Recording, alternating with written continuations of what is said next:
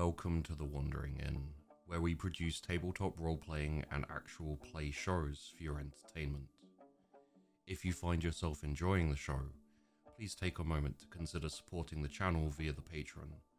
With that support, we pay the cast, pay for the art and production for our shows, and are hoping to expand the number of shows we bring to you.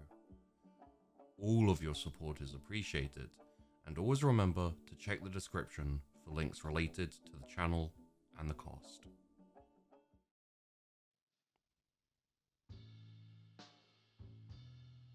How do you do, ladies and gentlemen?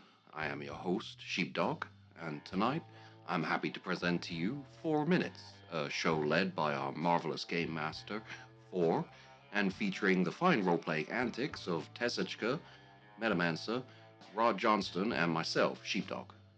You may find the links down below to any of the wonderful people in this production, and I highly encourage you to go and give them a little looky-loo. 4 Minutes is a small anthology of different stories that may seem, to begin with, to be completely unconnected. And, well, maybe they are. Our first story, presented tonight, is called Dispatch, and will come with timestamps available for your ease of viewing pleasure, although, be warned, you may miss some parts, so use at your own discretion. Anyhow, without further ado, may I present to you for your enjoyment, Dispatch. 4 Minutes is a tabletop role-playing system that I came up with while I was listening to a comedy podcast. And given its comedy, they take terrible things and they make them humorous. One of the hosts casually noted that it took about 4 minutes for a nuclear strike to effectively launch and then land on its target after the President of the United States verbally confirms the order. And I was fascinated and reasonably terrified by the stark reality this information presented. How drastically the world can change in 4 very quiet minutes.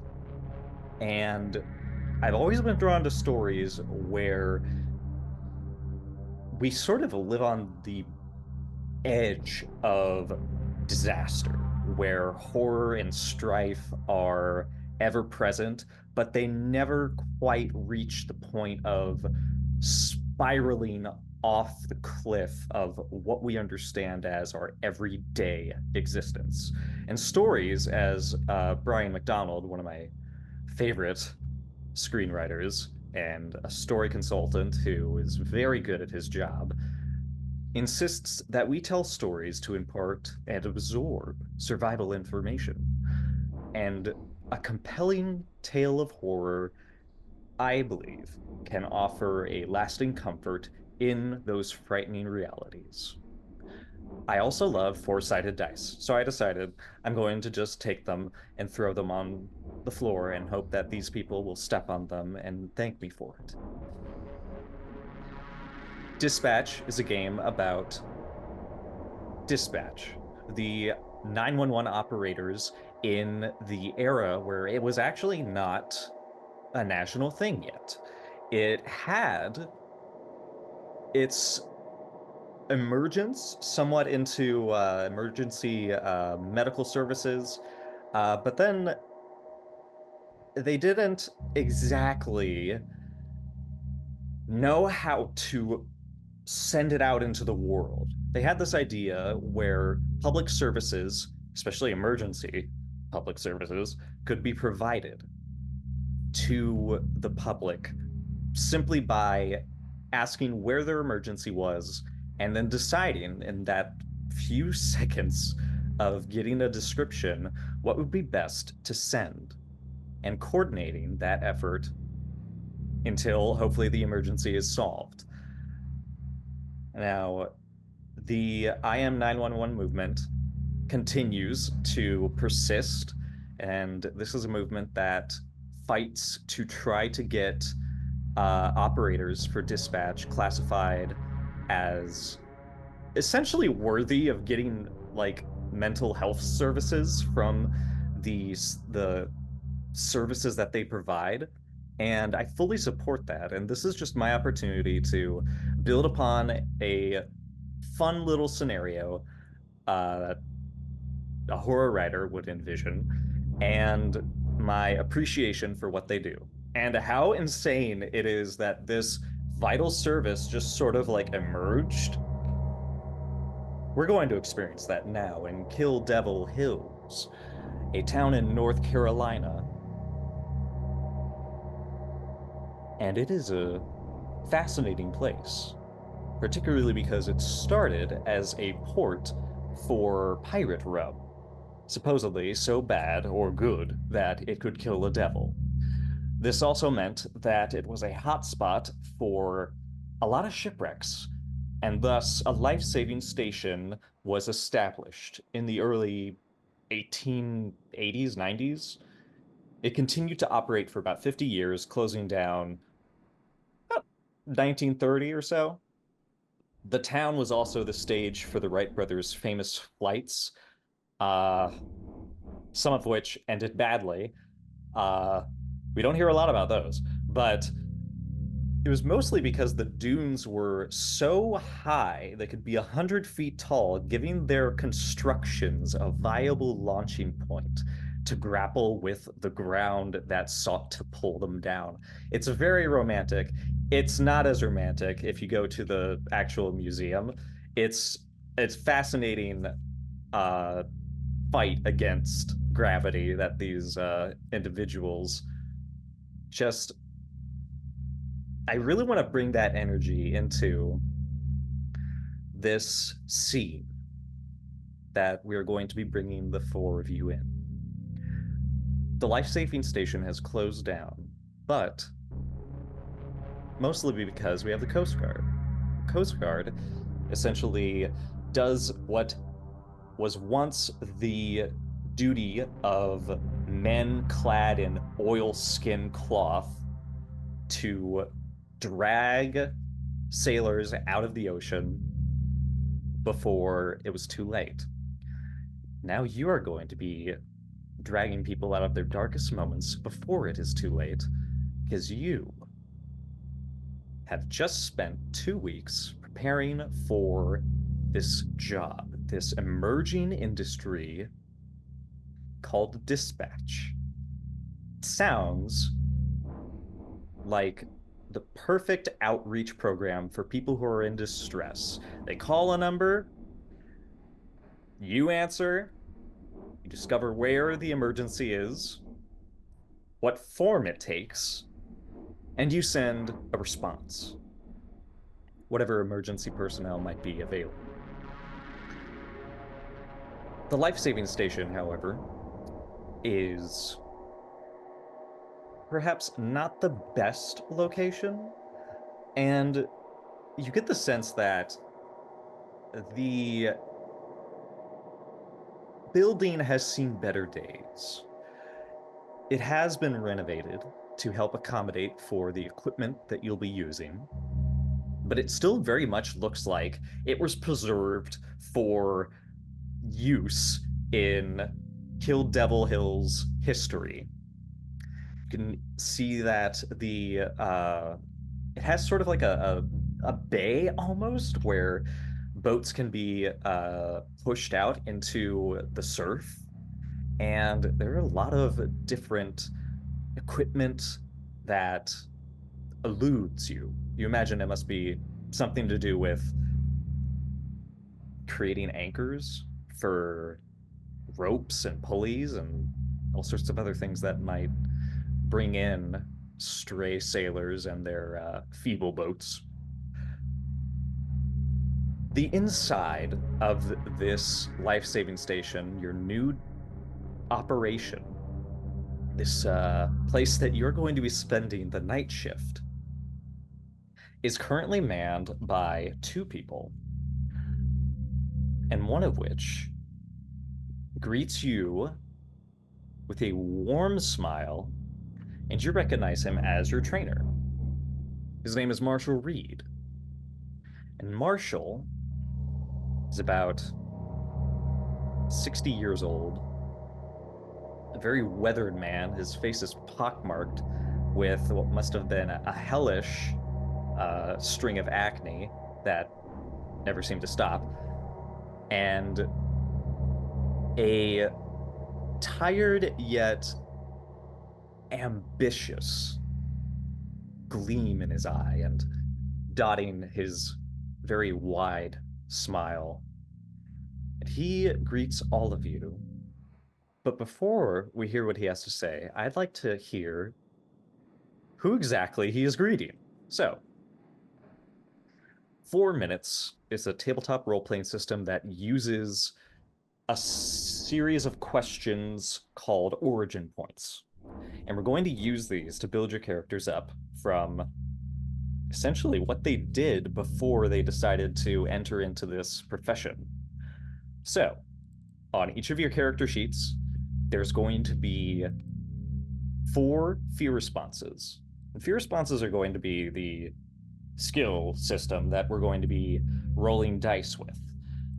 It's going to involve you answering questions, and we'll just go ahead and bring an open discussion in to get an idea on where your characters will land on this character creation process. So, fight, flee, freeze, and fawn. Those are the 4 fear responses. I may have oopsed and put flight down instead because it's darn similar. The power of a synonym, I swear.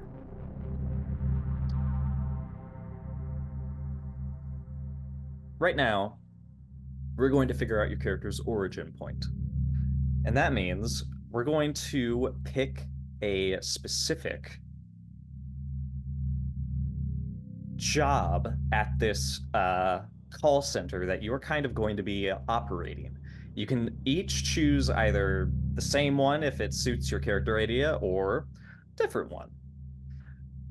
We have EPD, the Emergency Police Dispatcher, the Emergency Fire Dispatch, EFD, EMD, Emergency Medical Dispatch, and ECD, Emergency Coastal Dispatch. So each of these 4 origin points will give you a point in one of your fear responses. For Police Dispatcher, you get +1 fight. Fire Dispatch, you get +1 flee. Medical Dispatch, +1 freeze. Coastal Dispatch, +1 fawn.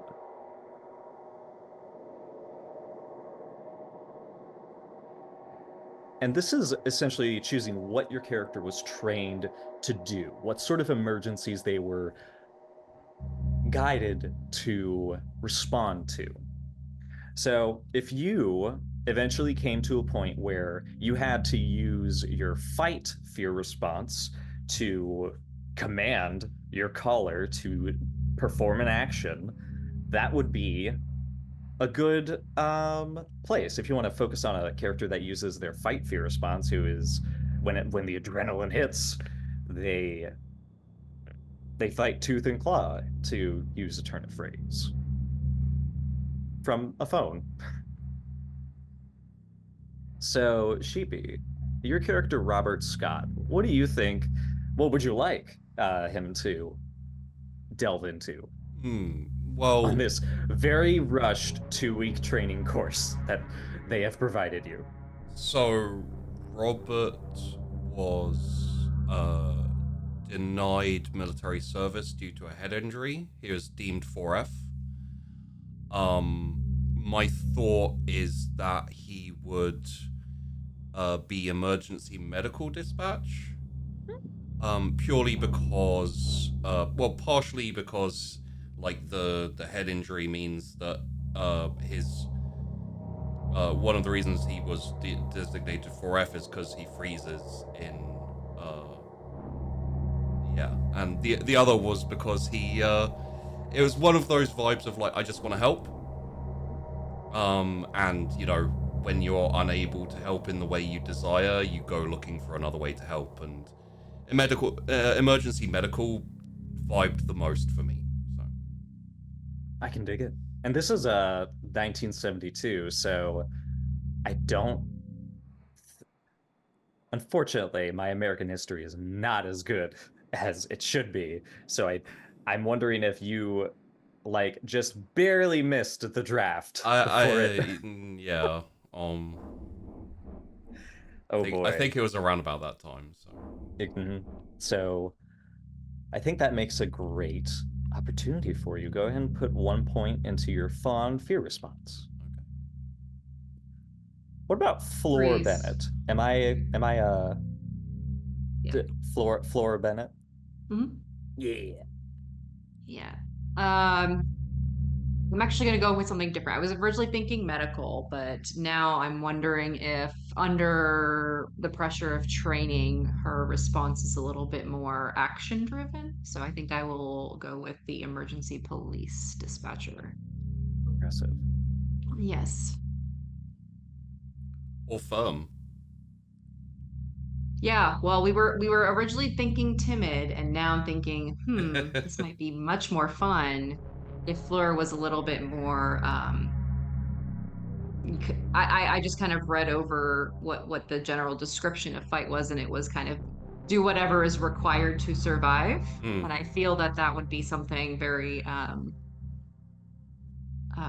prevalent, especially during this time when uncertainty is very, very much out there. So, That might lend itself very well to her because if she's using her fight fear response, it just speaks to like how you approach helping people. mhm. And dispatch, being someone who takes, emergency calls, you're very limited in what you can do in the moment, other Mhm. than anything you can do to give the person on the other end the information they need to survive. Sure. And yeah, I think that's compelling. Miss Angela Jones.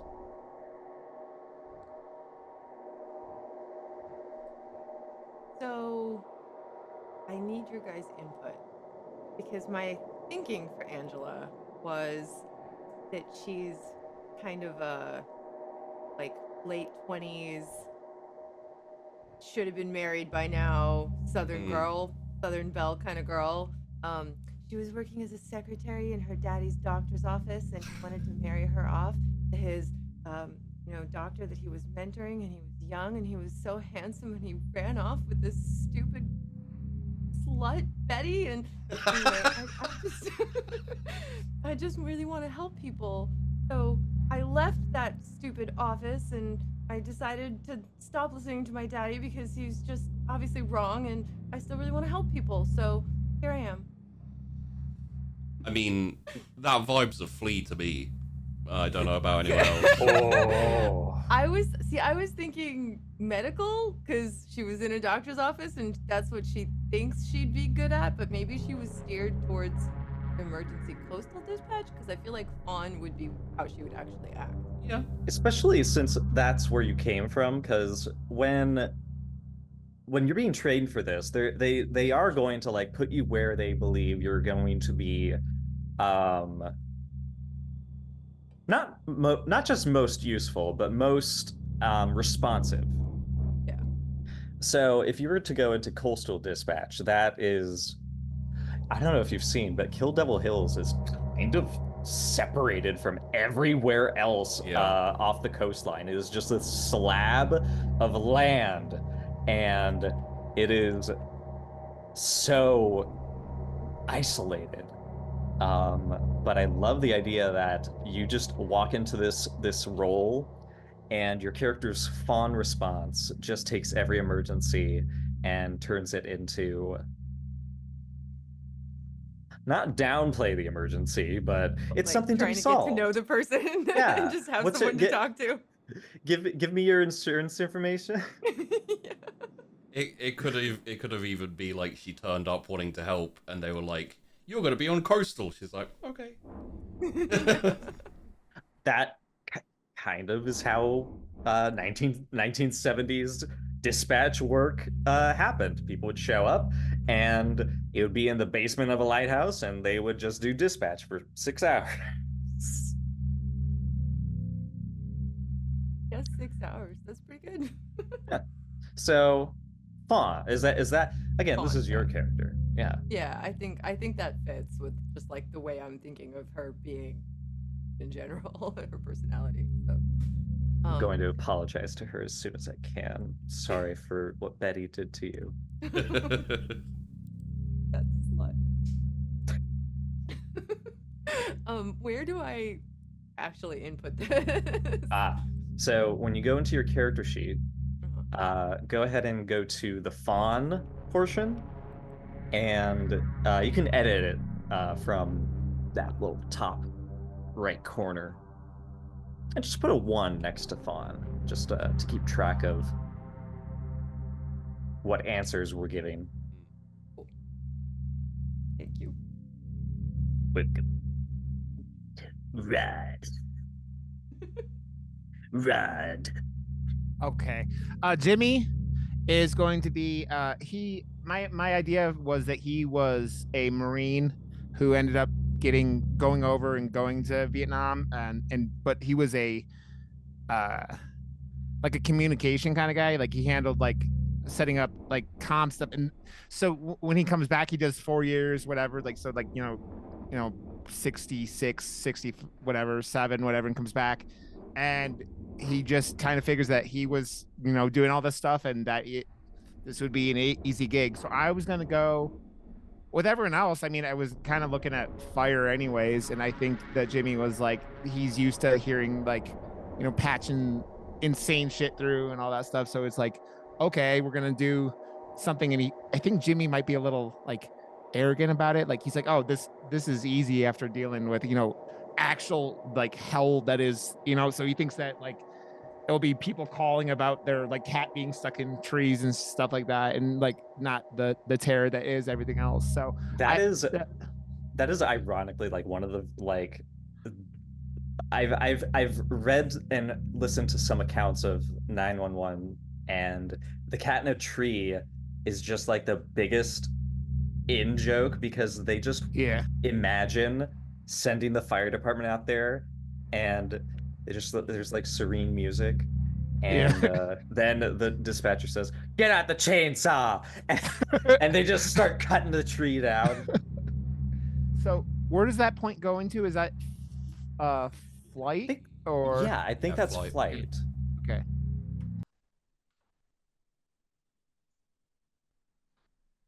Each of you have been taken to a separate room, because dispatch is a very intimate job, and they want to make sure that when they hire you, they understand why. Marshall Reed, I guess since you went last, we'll go ahead and bring Mr. Landers into the room. Everybody else is doing a handout, like they're doing crossword puzzles. Jimmy Landers. Marshall Reed. I'll be operations manager for the night shift. Nice to meet you, Marshall. Nice to meet you as well. You've done very well. I'm certain you've heard that all your life. It's kind of been my thing since I was a small boy. Well, we really want to understand here is why you've come to work for the Emergency Coordination Center as one of its telecommunicators. Well, Marshall, after going to Vietnam, I set up communications. I set up a lot of things that were used by this, fellow soldiers. And I heard about this, and I just figured it made sense. It seemed close enough. It seemed like I was able to use my experiences to help people some more, and just maybe have that hellscape that I lived through just be a rock that gave me the strength to help others.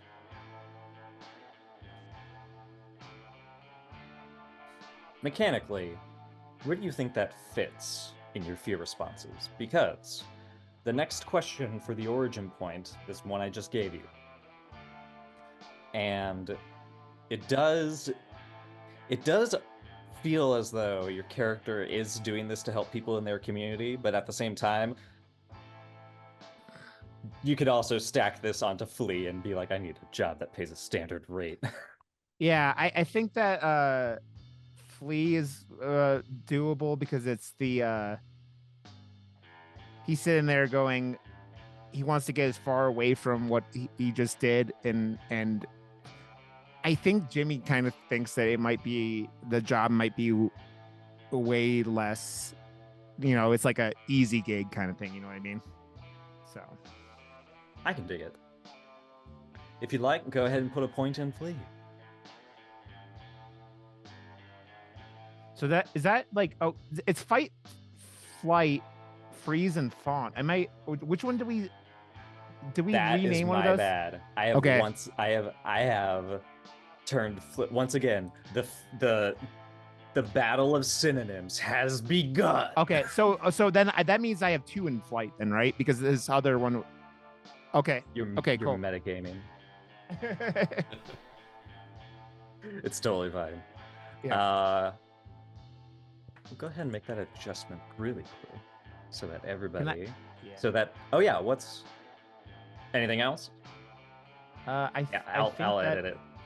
Yeah, I was doing it my own, but it's one of those like I noticed a typo in like the document that I'm getting. I'm like, oh, I gotta fix it before everybody's find out. Speaking of finding out, Miss Bennett. Yes. I'm wondering, are you actually a resident of Kill Devil Hills? Born and raised. Even I have to drive over the 154 bridge. It's a beautiful drive, but what really made a local decide to come serve their community in this way? Well, we have to take care of our own, and nobody does that better than one of their own. That's very true. Not many people can recognize that about themselves.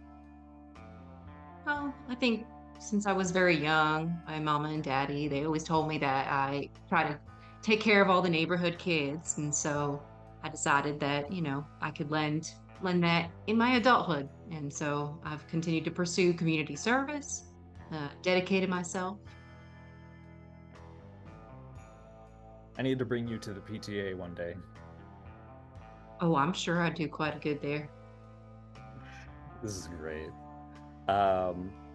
What do you feel like that response would give you? Because there are 4 options available. I have an obligation to do what I can to make our town safe. That's fight. I need a job that pays a standard rate and gives decent hours. Flee. I want to be a part of the emerging technical development of emergency services. That is a freeze. I want to help people in my community.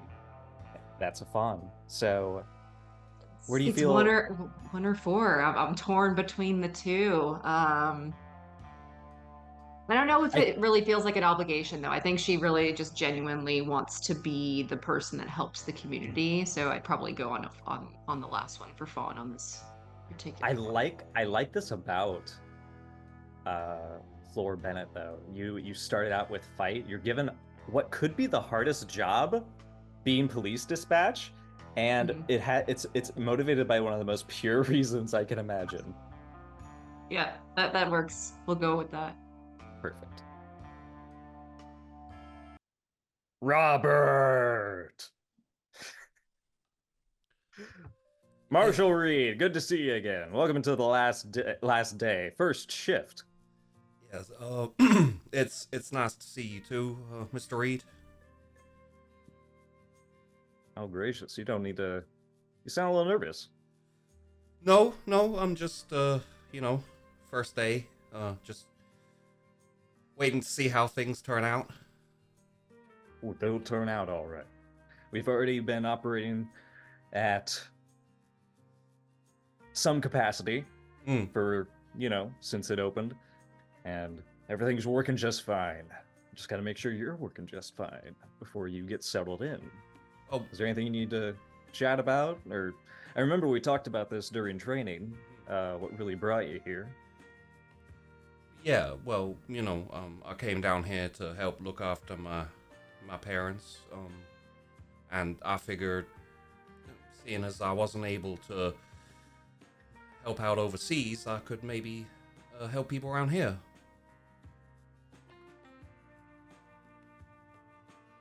Just looking forward to getting stuck into it and really, making a difference.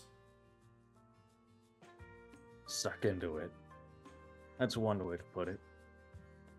Yes, sir. Well,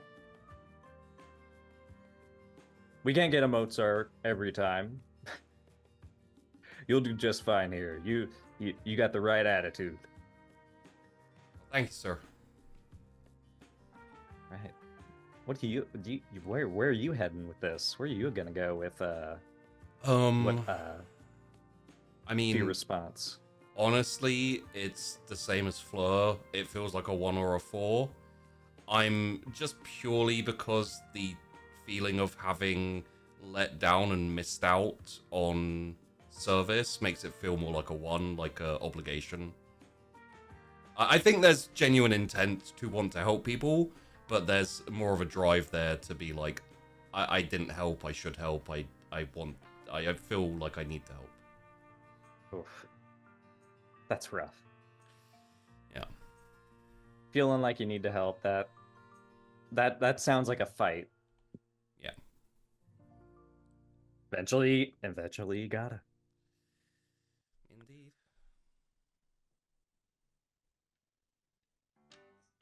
Miss Jones. Hello, Mr. Marshall. How are you doing? It's nice to meet you. Outstanding. Pleasure to meet you. Welcome to your first day. I know we got to talk a bit during training, but I figured now is a good time to get all the unsaid out in the open.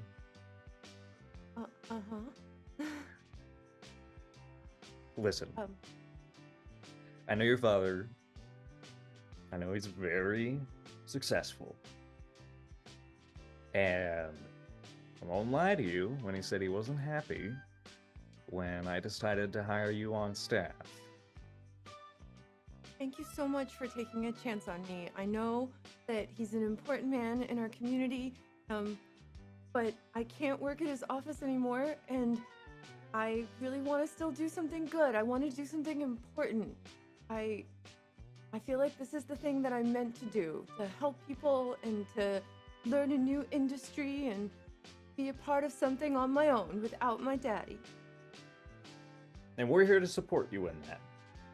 I just want to make sure that you're doing it for the right reasons, because you are going to be helping people. It's just going to be a lot to take in. This is not answering a phone and making appointments. This I know. is sending life-saving services out there. I know. But you'll be there, right? You'll help us if we get into trouble. Well, yeah, I'm night manager. I'm about to take the clock from the day operations manager. You'll see him again, Cody Grant. You might not see him often. He'll be back and forth, I imagine. Unless you want to get some overtime. Well, right now I'm still living in my daddy's house, but I would love to get my own apartment at some point. It's kind of hard to do here, but that would be great eventually. So I might be at some point looking for overtime, but I think I need to get a little better at it first, or good at it maybe. Yeah, you gotta get calluses on your ears. We'll help you with that. All right, it's Angela. So, I really enjoyed that. Do you feel as though you're more leaning towards putting a point into being a part of the emergency? Like, this sounds like a great opportunity for Angela. Yeah. just being a part of like a new, because doctor, everybody has Yeah. a doctor in town. This is emergency communication service. She had it in her head that she was going to be a doctor's wife, right? Which is important. And she was going to like run his household and help him help sick people. So she does want to help people. But also, she thought she was going to be doing something important that way with her life. And like, obviously, that fell apart. So this is her other chance to do something important and help people at the same time. So I'm not sure. Again, it's like 3 or 4 for me. I don't know which one feels more right, but probably more 3. I don't want to say Legally Blonde, but I feel like this is like going to become an opportunity for Angela's like latent ambition and intelligence to just emerge. Like you're gonna shed your Southern Belle, like not the dress, but the expectations. Yes. That society has placed upon you. That's exactly what I was thinking. Now, each of you begins the game after answering this question with a tick.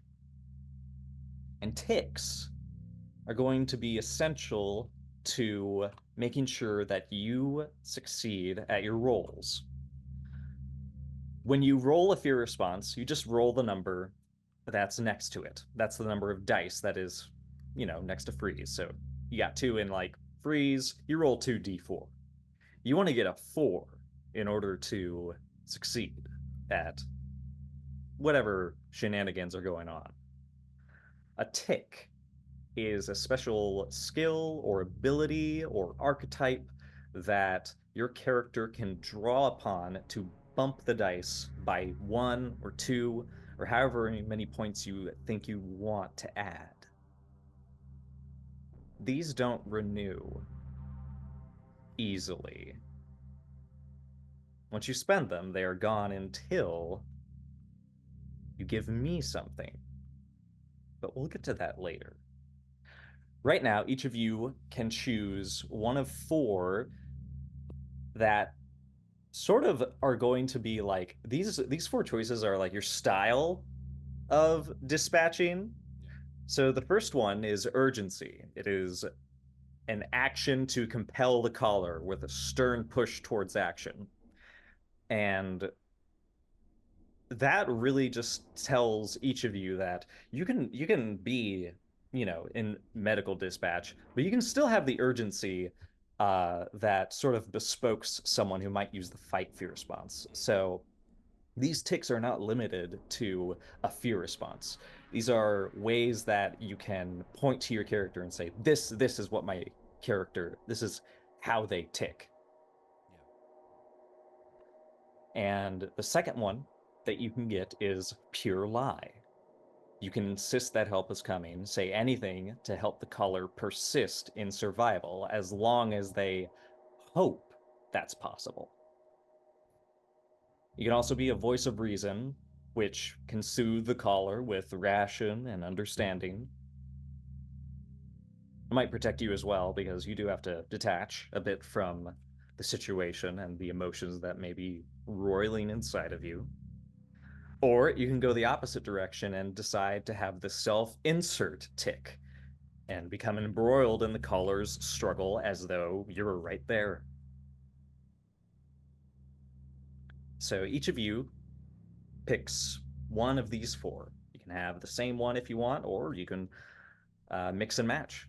This is sort of also a team building exercise. Each of you has gone through training with each other. You're taught to help each other at certain points. You can do that in game with these ticks. It doesn't necessarily need to be your tick to bump someone's roll up. So what sort of team are you going to build off of this? I feel like you're all your acquaintances, but I feel like through the like get to know, we've done icebreakers probably. We don't need to do an icebreaker. What we need to do is just come together and define where everyone sits. It essentially everyone knows each other enough to be able to walk up and talk to each other, but not enough to be comfortable with each other, kind of vibe. You know enough to offer your opinion and your expertise because each of you, luckily, does have a different origin point. It's just a matter of if you do find yourself leaning in to help someone, how is that tick and which tick do you think your character would be suited most? Oh, and just very quickly for the sake of the people watching, when you said earlier you need to get a 4, you mean a 4 on the dice and not like a number of 4 dice like rolled correctly. Correct. That is precisely what I meant. Well, for Robert at least, I would say probably self-insert makes the most sense to me for him. I think he gets a bit too invested. He's a bit too sincere and yeah, can't help but put himself in the person's situation and try and like problem solve from their perspective. Whether that's helpful or not is a whole other question, I guess.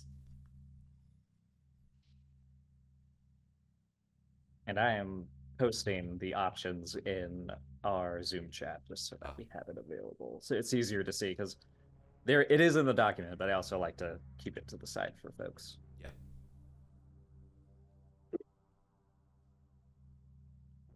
You So, decide Robert, between voice of reason and urgency for Fleur.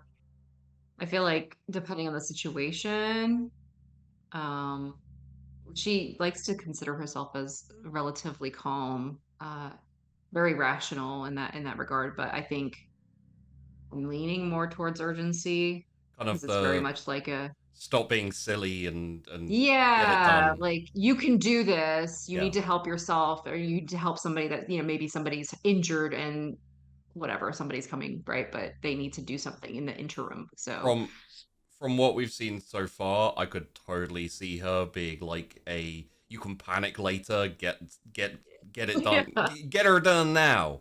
Kind yeah. of. Get her Yeah, done. so I'm feeling like urgency. I know this isn't restricted. Like it's not like once we pick one, nobody else can pick that. So Yeah. for Fleur though, I will go with urgency. I believe. I think Jimmy's going pure lie. It's the like Jimmy's like kind of like he thinks it's like the I think Jimmy's almost like it's like this is like he thinks people are like making mountains out of molehill kind of thing because he saw the real shit in Vietnam and he's just like this is just a bunch of you know like small town tomfoolery bullshit that he thinks is like you said is like he's just making his salary or his, his out like pay and that's why he's there and it's like he's like oh I had this experience so I can just kind of use that to transition in his job but like he's just like oh I'll lie to these people if it makes my job easier and gets it like whatever I need to accomplish so he's gonna go with pure lie. I'm so glad that we're not playing during Thanksgiving because I can imagine he gets a call from like somebody who tried to spilled their air fryer in the kitchen or something. Just pour water on it. Did they have air fryers in the 70s? God, I hope so. They were missing out. Oh, Angela is. I see a lot of ways Angela could go with these. Yeah, I feel like it's between voice of reason and self-insert. I was thinking pure lie. Like I don't know why. It's just I could would be the most fun. well, but I mean, just my thought on it. But she seems like the type of person who doesn't like confrontation. Yeah. And would prefer to be like, oh no, everything's fine, or don't worry, like that kind of like avoidance technique of I don't know. That's just that is how Flea works. Yeah. And Fawn for that case because yes.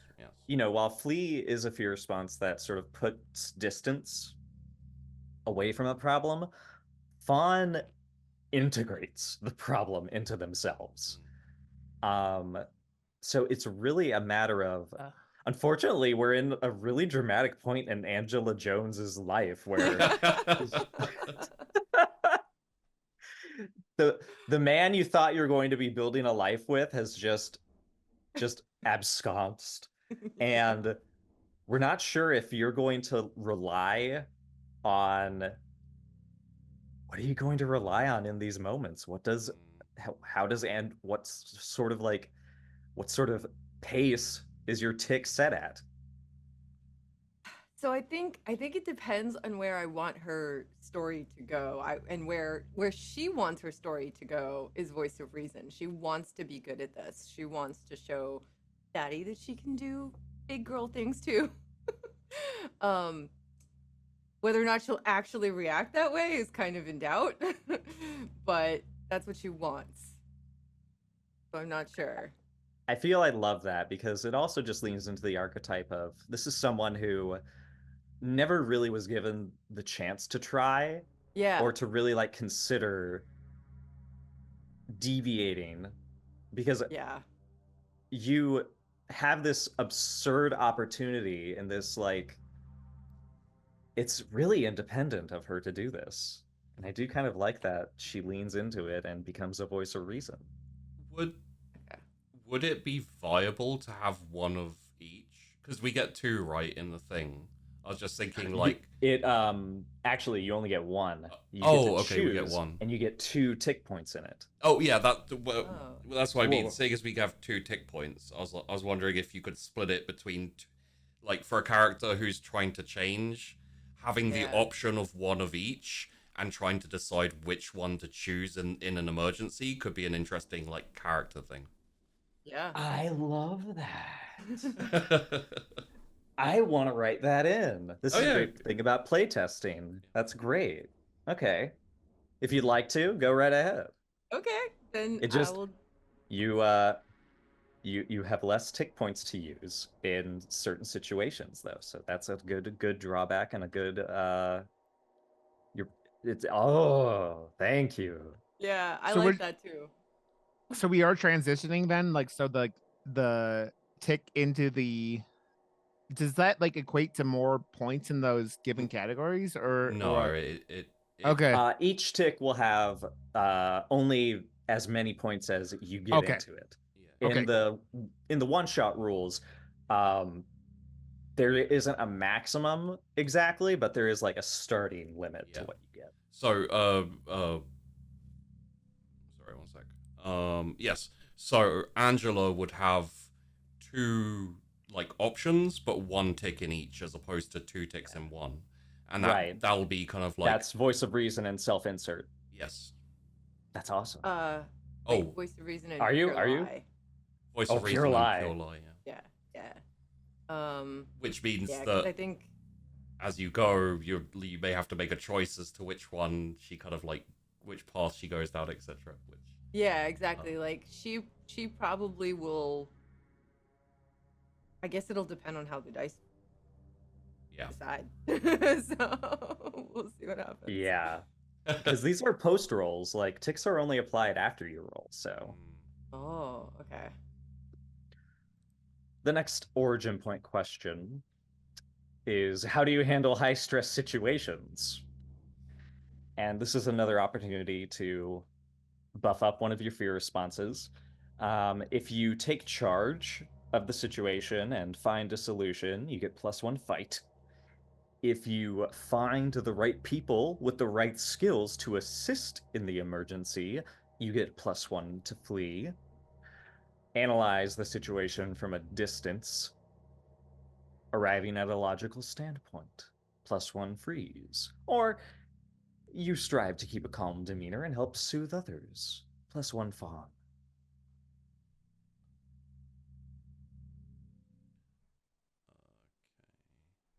Well, I think for me it would be strive to keep a calm demeanor. Success is questionable, but strive for that. It's a very important verb. Yes. Fleur's gonna get bossy, so I'm going to take charge of the situation.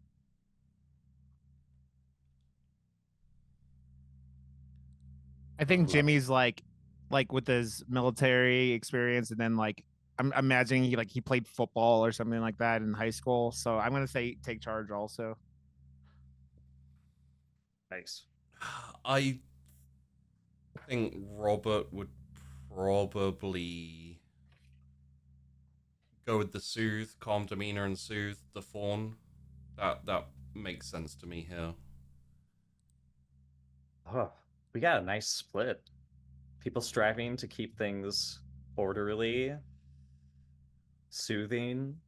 Others that are just demanding a solution. You get another It'd be tick. interesting.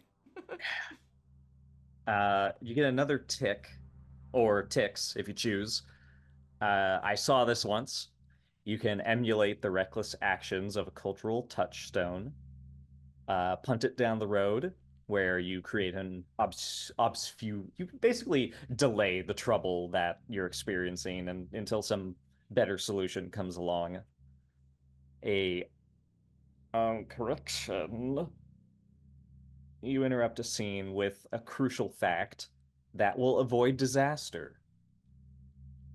You can also confer with the manual, allowing you to seize authority with a reference of a guiding tome of procedures for the call center.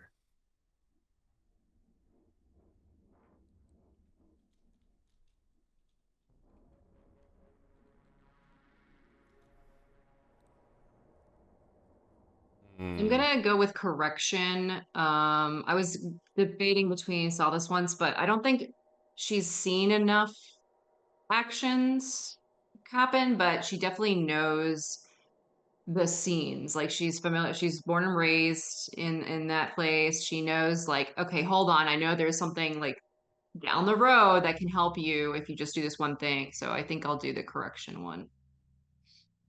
Nice. Yeah, I think confer with the manual makes sense. Again for Robert, like essentially not super sure of himself, so like referring to another authority, especially a codified authority, makes sense. One that you can't really argue with. Yeah. And it can't argue either. Yeah. This is a lot. I think Jimmy's gonna confer the manual also. It's very like military, like do things when something happens. It's very much like do this, and yeah. How about you, Tess? I'm looking at the document over on this monitor.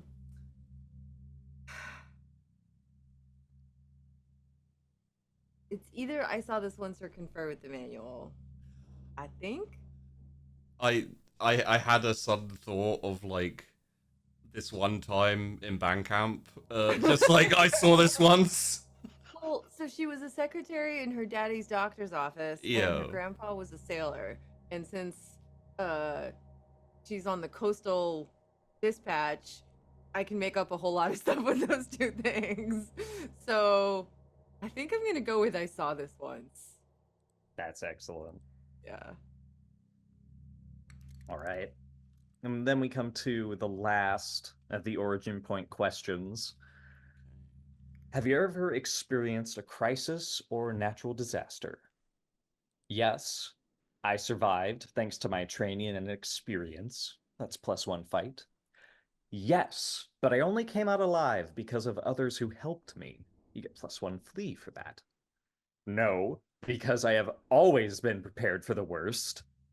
+1 freeze. No, and hopefully I never will. +1 fawn. This one's reasonably easy for Robert. It's yes, but only came out alive because of others. Yeah, which is a flea. Interestingly, I've got one in each. I didn't plan for that, but yeah. Fleur is no, because I have always been prepared. So I feel That just speaks definitely. to, yeah, that just speaks to like I don't know if you have you ever been to North Carolina? Yeah. It's it sort of bounces between urban centers and then horseland. Yes, the rule. Yep. So yeah, so being prepared is just like I feel like it's just a Yes. fact of life. Get her done. Hmm.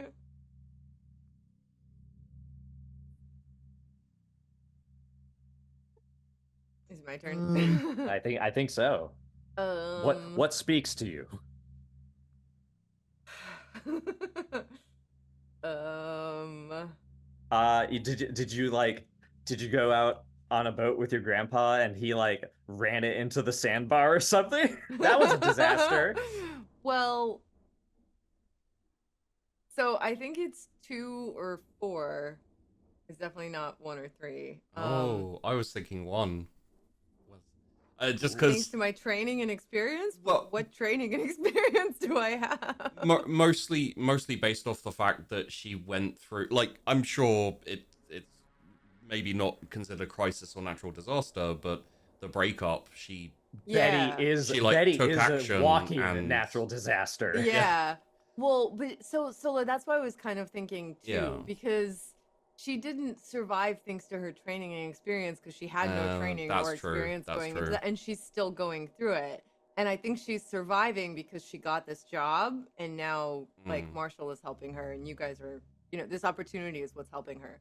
yeah, So I feel like that probably is the thing that resonates because that is an absolute crisis in her life. Like, that makes sense. Yeah.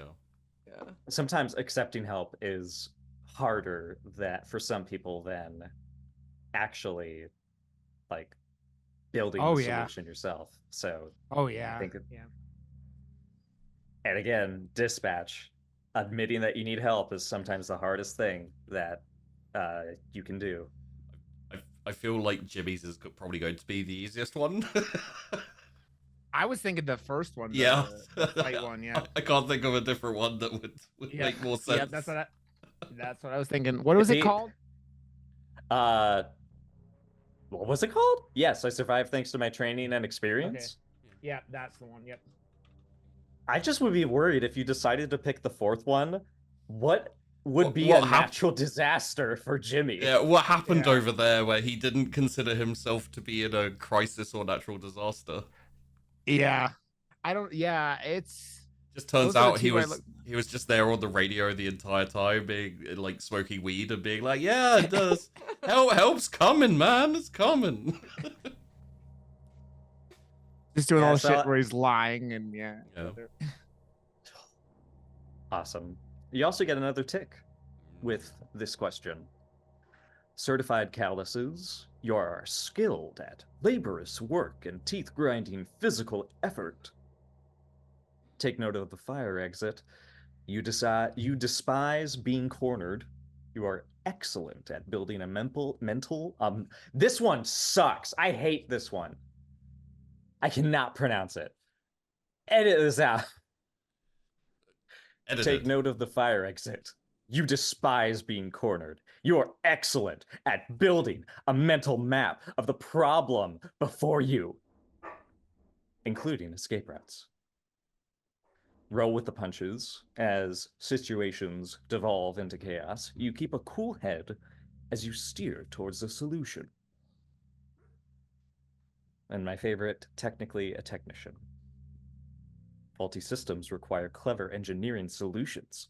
You have several ideas on improving the clumsy hardware you're stuck with. You definitely have CRTV monitors at your disposal.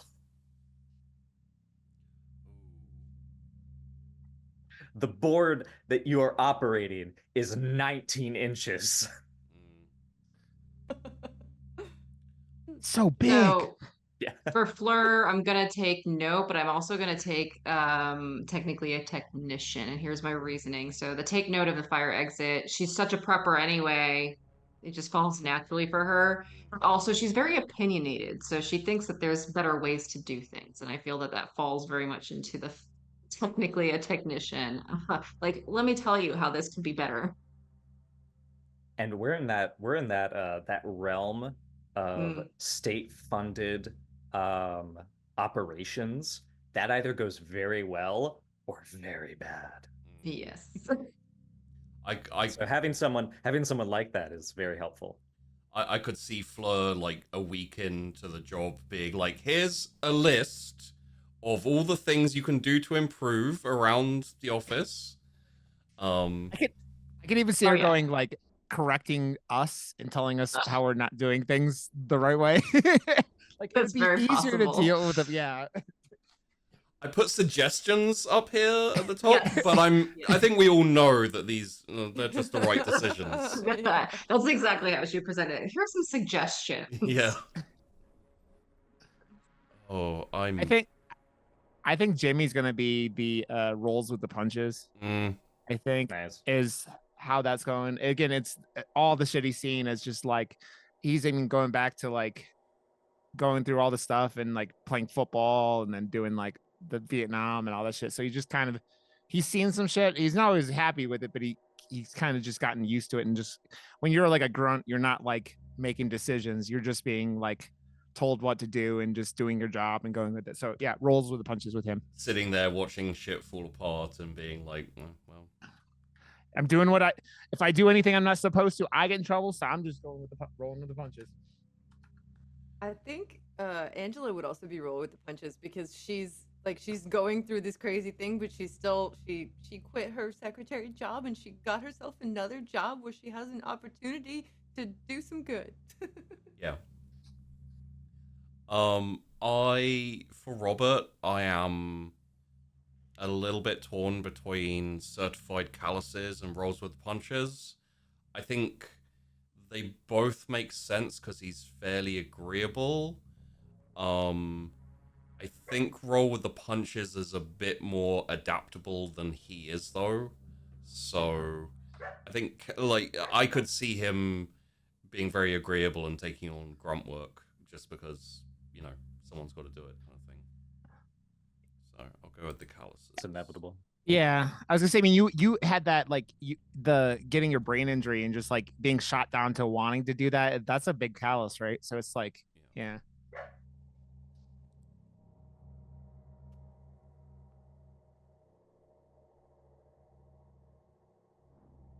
And now I reward you with 7 points that you can add to your fear responses however you want. It is dark out. You got here at 11 p.m. 1972.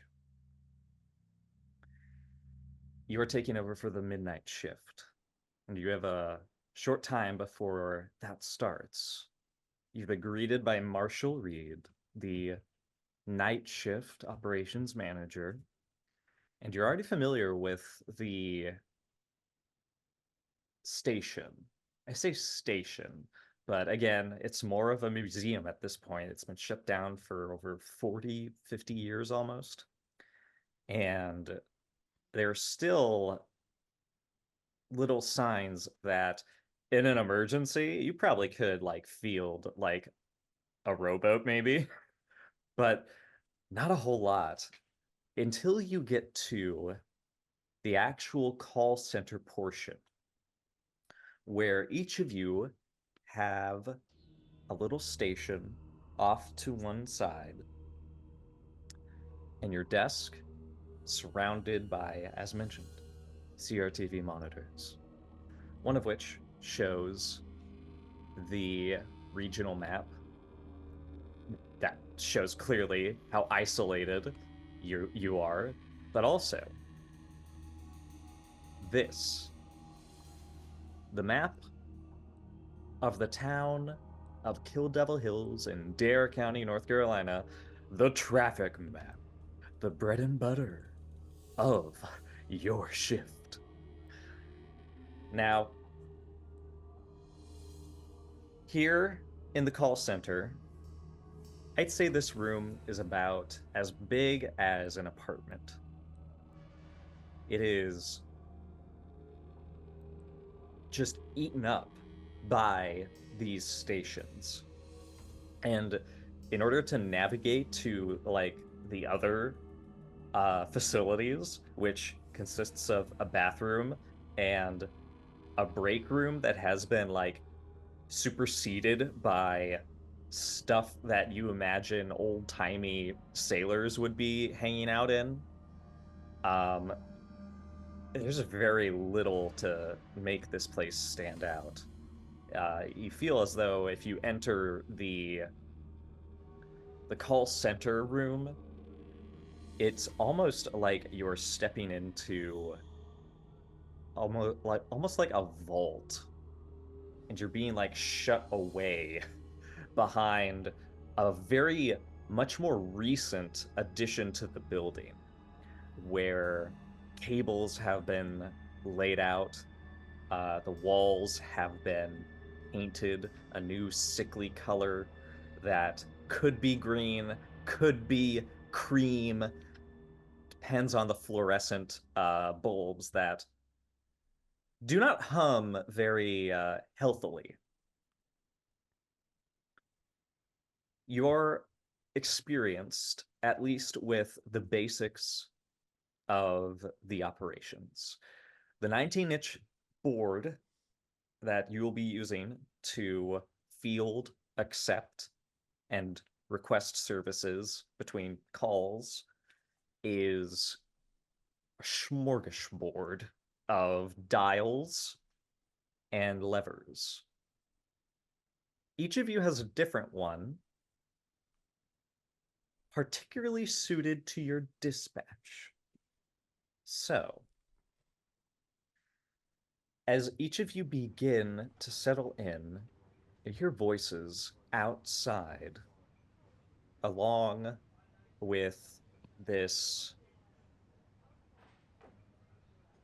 It's a very dim noise of waves being pushed again and again onto the shoreline, off in the distance.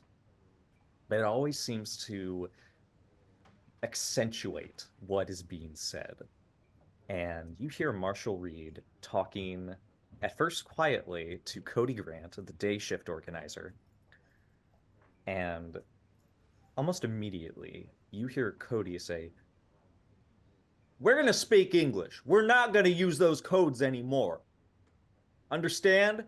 10-4, that's something that the cops can give to each other. We're not going to befuddle everybody who just got a skeleton cruise worth of work done today. We're not dealing with it." Marshall Reed, you hear in a hushed voice, "I understand what you're saying, and I'm not admitting that you've gotten the short end of the stick, but there's quality that we have to keep. Whatever is happening during the day shift with the codes, you need to handle that yourself. As for me, my night shift crew are ready. They were star-studded cast. I might as well put them on Broadway. So you need to figure out what's going on with your day shift, okay?"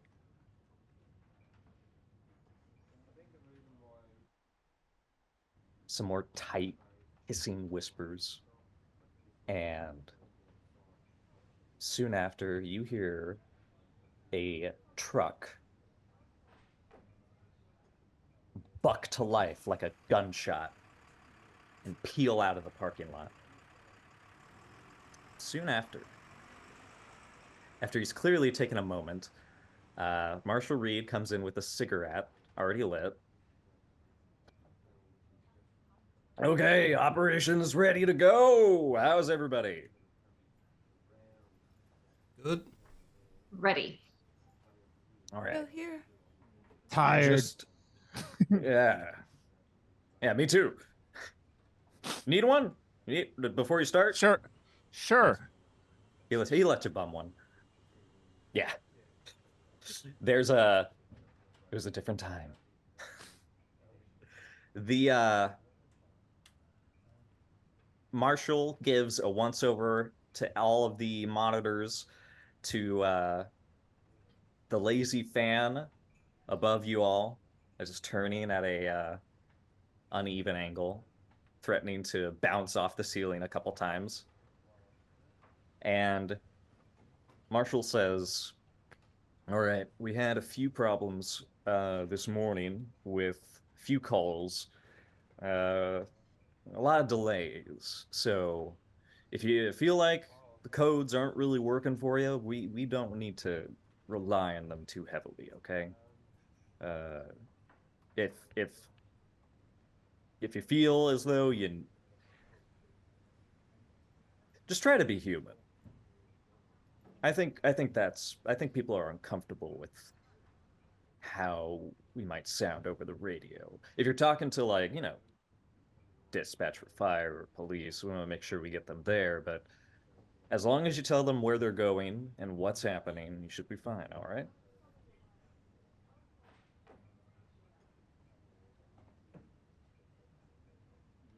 You guys got any questions? No, Marshall.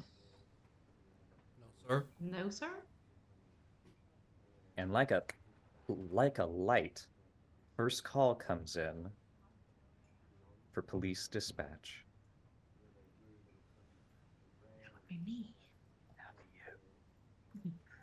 Your headphones come equipped with a very state-of-the-art microphone that goes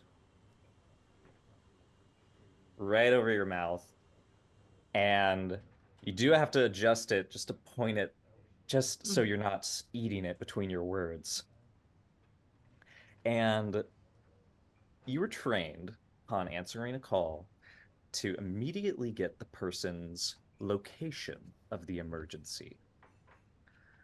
From there, you try to ascertain the issue, the problem, the source of distress, and appropriately field units, whether that be medical or coastal, however it pans out, and figure out what would be best and keep the caller calm. So for clarification, I don't ask what their emergency is first. I ask where their location is. Absolutely, because that is the most vital piece of information that dispatchers need to get immediately. And it's quite possible that once they tell you the emergency, they want to tell you all about it. And making them stop for that little piece of information might make it seem as though you don't care.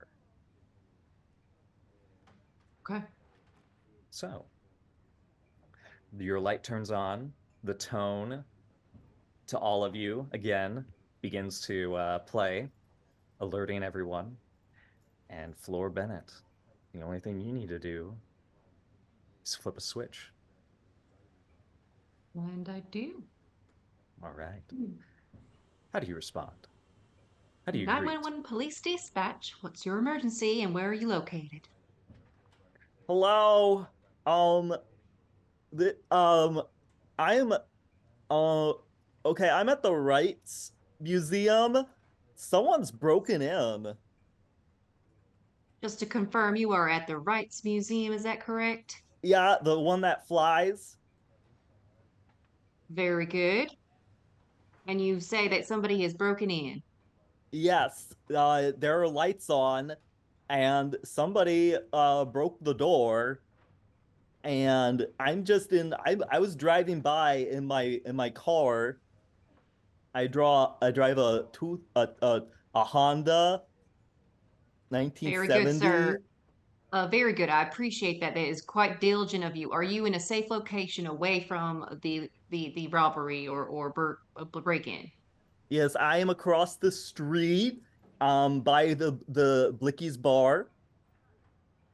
Very good. Thank you. Is there any other information you could provide? Is there a vehicle out front of No, the museum? No, they're all it's empty. Parking lot is empty.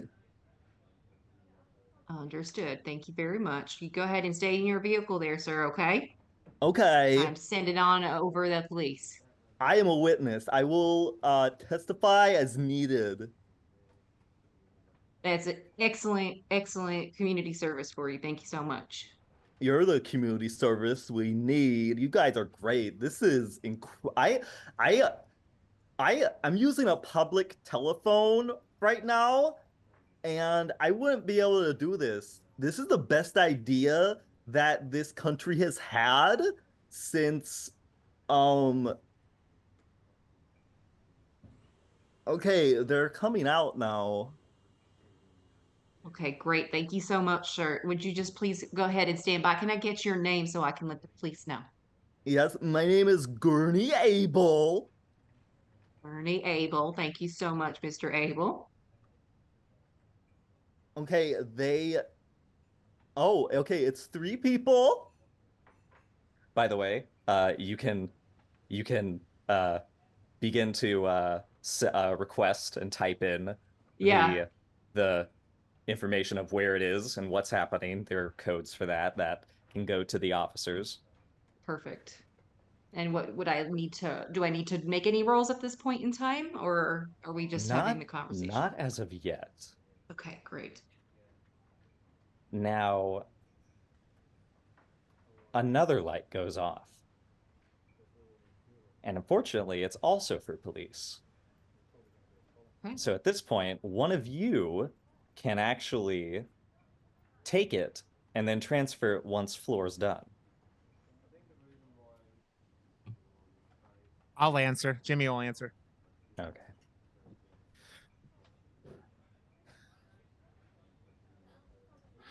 Hello, 911. What's your emergency? Yeah. This guy just crashed his truck. Sir, can you give me your location, please? It's the road right next to Kitty Hawk Bay. Okay. Well, the one closest. Like Ketten Lane, I think. Okay. Kenton Lane. I got that. And sir, what's your emergency? Yeah, this guy just crashed his truck. He was going, I don't know, he just didn't go around the corner as he should have, and he just flew right in, right down into the. Oh, it's on fire. It's Sir, are you at a safe distance from this accident? Yeah. I'm at my house. I'm on my porch, and it's on fire. Is there someone in this vehicle still? I can't see. It's too dark right now. Well, sir, thank you for calling. Could you stay on the line as we will be sending a medical team and sounds like we will need a fire dispatch if this truck's now on fire. Yeah, that sounds like something we'll need. Yeah. Okay, sir. Is there any more information about this? Is there do you hear anyone? Do you see any? Is there anything else that you could provide to assist with the situation? I think I'm staying right here. Okay, stay there, sir. And may I have your name so I can alert the authorities who will be arriving at the situation? Yeah, Samson Gold. Okay, Samson Gold. Thank you very much for Lane. call. Yes. Okay. We will be sending out a medic and a fire dispatch to help and assist with your situation. So stay where you are. Don't get too close. We do not need the truck to explode or anything like that, and for you to also get hurt. So stay where you are, and the help will be there soon, sir. Cool. Do I need to do you need a truck number? Sir, all you need just your name, and when the authorities arrive, they will probably get a statement from you. But that is all you need is just your name, and you could even what kind of vehicle are you in your house? You said, right, sir? So if you give me your address, they can check that out. You come visit you there. Yeah, he gives you a number on Ketten Lane, and Floor. You're finishing up your call with Gurney Abel. And he tells you there's 3 individuals. They are dressed smartly. Okay, okay. Are you They're saying there's three from the museum? Yes, they're from the museum. They have a machine. A machine. Okay. I What think exact? I think it's one of the actual flying machines. Are you saying that they have an airplane? And it's not Boeing, but it's an airplane, I guess. Are they inside of the aircraft at this moment? No, because it's like a little glider, sort of. Um, they put okay, a guy is coming in with like a flatbed, and they're putting it on the flatbed. You believe that they are taking an airplane from the museum, is that correct? Yes, they're stealing a historic artifact, ma'am. I see. Could you please give me a description of the vehicle that they are using? And if you could see the license plate, that'd be great. I, you want me to go get the license plate? Yeah. Yeah, I'll have to put you on hold. There's nowhere to No, hang no, sir. this. Do not take the license plate. Simply give me the numbers and the letters of the license plate if you could. If you can see it from a safe distance, please. Okay, I'll try. Do you have Perhaps if you have binoculars? binoculars. Do Yes, if you do that. um hold on, I'll check the bar. I'm a regular here. I'll see if they have binoculars. Fantastic. Okay. Um, you can you have the option of bringing the sheriff into this or just getting a generalized deputy or other patrol officer going over there. Based on Fleur's knowledge and being from here, how confident should she be in the general police force, or is this something that needs to be escalated right away? This this is a strange situation. Mm-hmm. You don't deal with usually if there's a burglary, it's at someone's house. Yeah. And right now, you do know, especially because they have a listing, and you can also hear the radio chatter from the various officers that are using their radios, that the sheriff, Josie Palace, is on duty. So Josie Palace, that's a name you'll need future. Writing Sure. my notes. Yes. She's on duty. And because you are a local, Josie is a reliable, dependent young woman. You could compare her to an Angela that has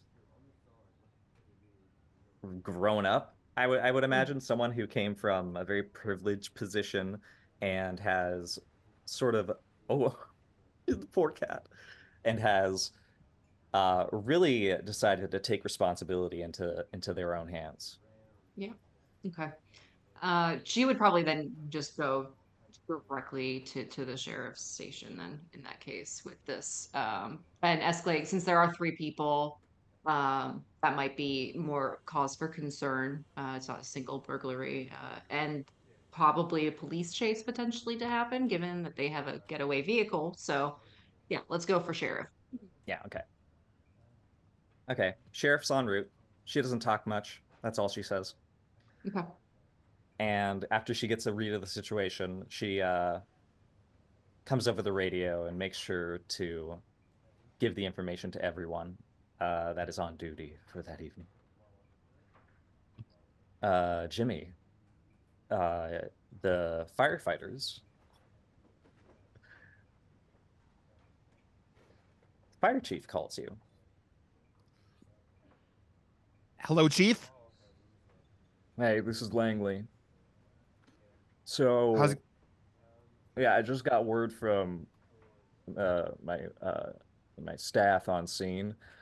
Uh, there's no fire here. I think this person saw something else. There's a wreck. There's a wreck, but no fire. No, there's no fire here. Did they Have smell smoke? I was informed of a wreck that caught fire. Has the individual, and I don't remember his name, but like whatever his name was he located? He was at a house across the street. So I'd be curious to see, did a fire start and then go out? Yeah, I see him. Yeah. I'll send Okay, one of my could you? guys over. Yeah, let's confer with him because on the call he said the vehicle's on fire.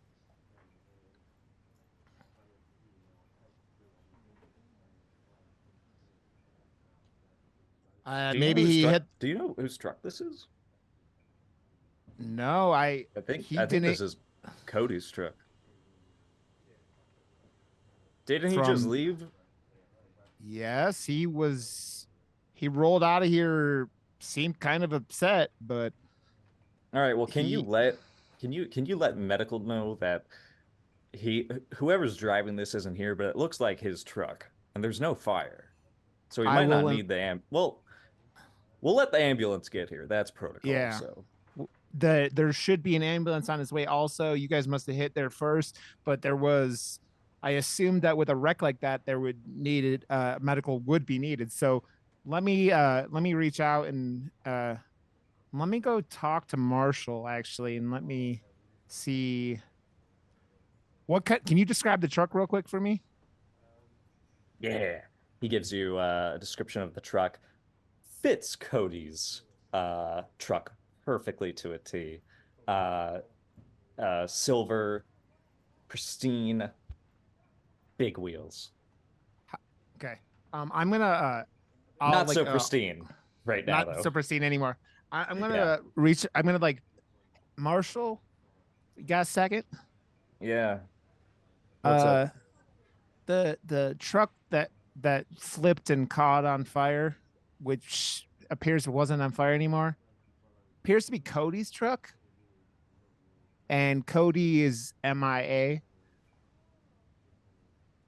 I didn't I think know he was. So Cody crashed his truck.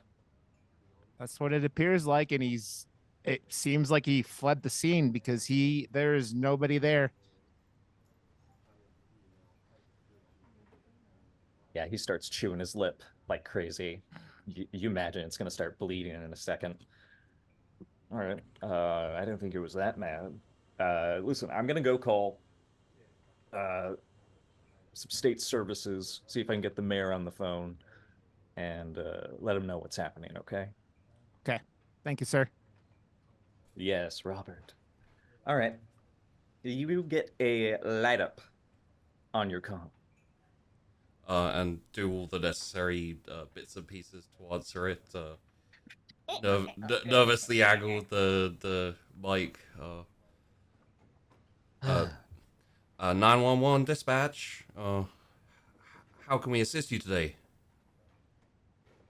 Where is your emergency? That comes from across the room from Marshall Reed. Where is your emergency? I'm at home. Okay. What does the emergency appear to be? My mom went outside Okay. and she told me to stay inside. I think there's a bear.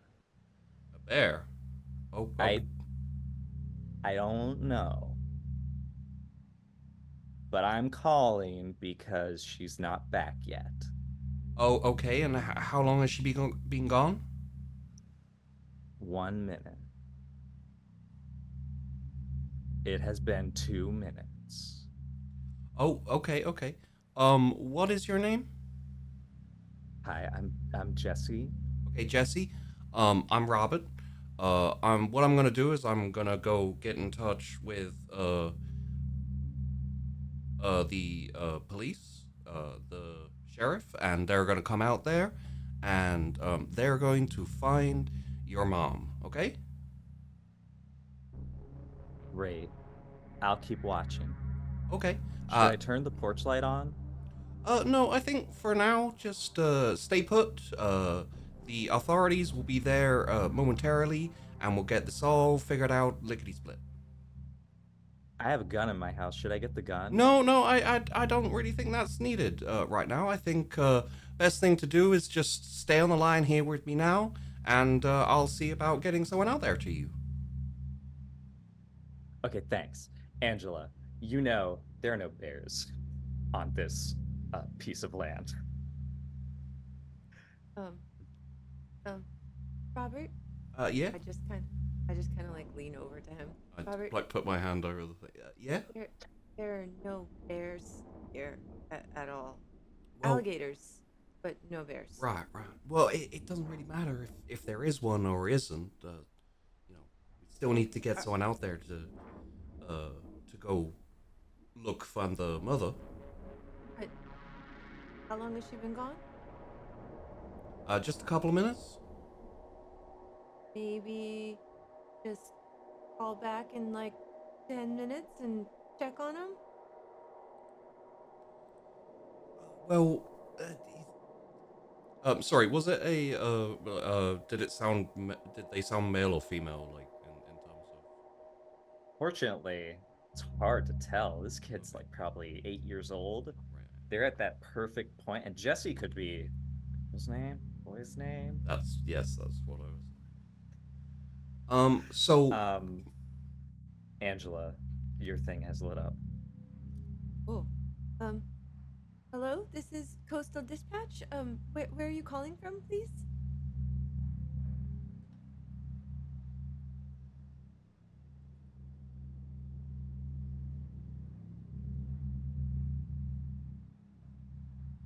Buzzard Bay over here. Do you guys see this? See what, sir? Are you? What is it? that Are you're you? seeing? Something's wrong with Buzzard Bay. You guys need to send I'm on the right now. You're on the what? I'm so sorry, sir. You're breaking up. And what's your name, please? Sir, are you all right? Are you still there? Buoy blow up. Buoy's blowing up. Oh. It's blowing up. There's an explosion on the water? I don't know. It's the buoy. Okay. Well, I will get in touch with the Coast Guard and have them take a look. You said Buzzard Bay. Are you on the coast? Are you somewhere safe? Yeah, I'm doing some late night fishing. It's. How much of that did you get? You said I was breaking up? A little. You said there was an explosion in Buzzard Bay on the water? Yeah. Yes. Okay. I'm gonna let the Coast Guard know, and they're gonna come check on it. You maybe just get back from the coastline, get to somewhere safe, get to a little bit higher ground, and just make sure that you're safe, okay? Okay, thank you. Of course. And what was your name, sir? Larry Styles. Larry Styles. Thank you so much for your call. Just be safe, okay? We're gonna have someone take a look at it. Okay, thanks. Of course. Thank you for calling. Angela, that hum, that crackle comes once again. But this time it's not static from equipment. This time it's from Larry Styles as he moves whatever radio he's using to call you on. As it moves away from his mouth, you can just hear this strange cut of feedback that is less your equipment than his voice seeming to stretch.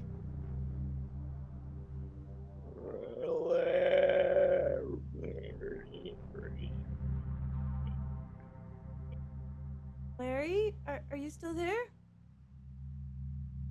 Yeah? Are you okay? I heard a weird noise before. There's something wrong with this fire. What's wrong with it? It's purple. Purple.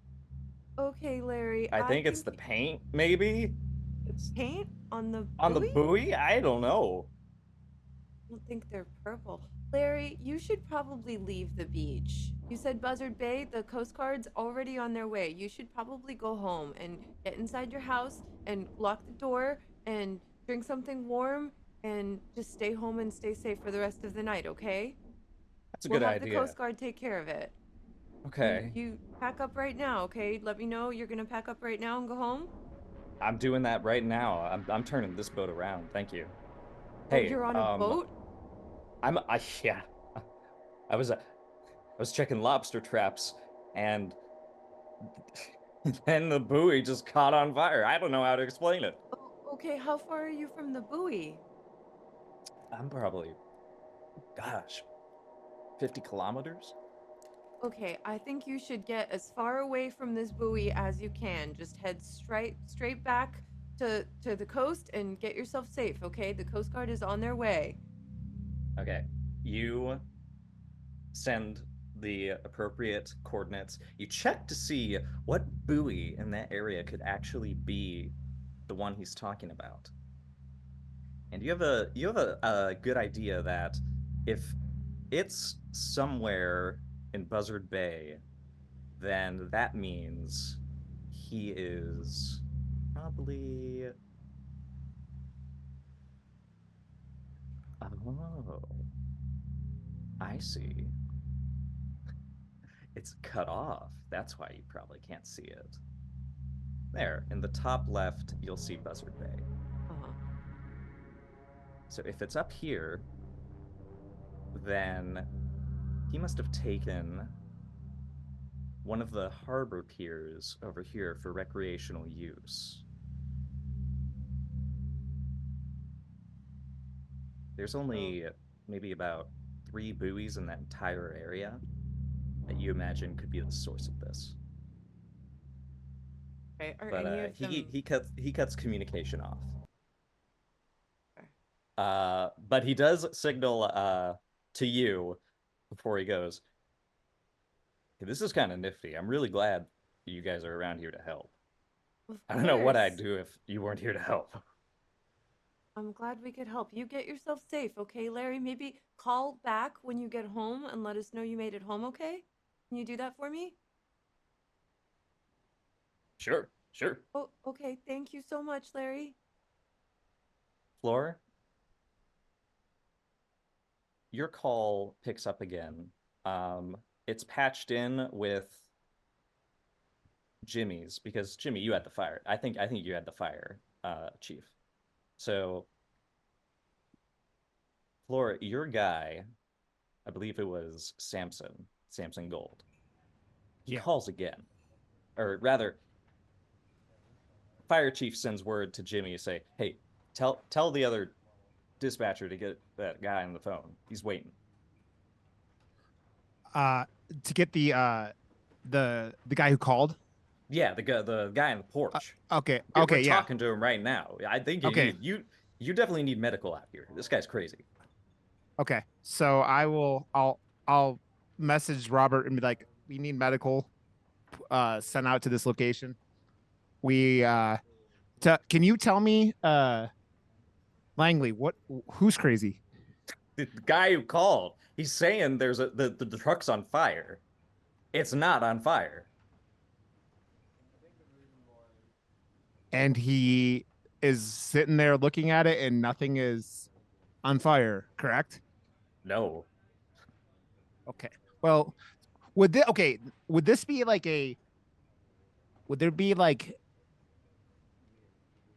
mental health services, or would this be like just sending them like the ambulance and going from there then?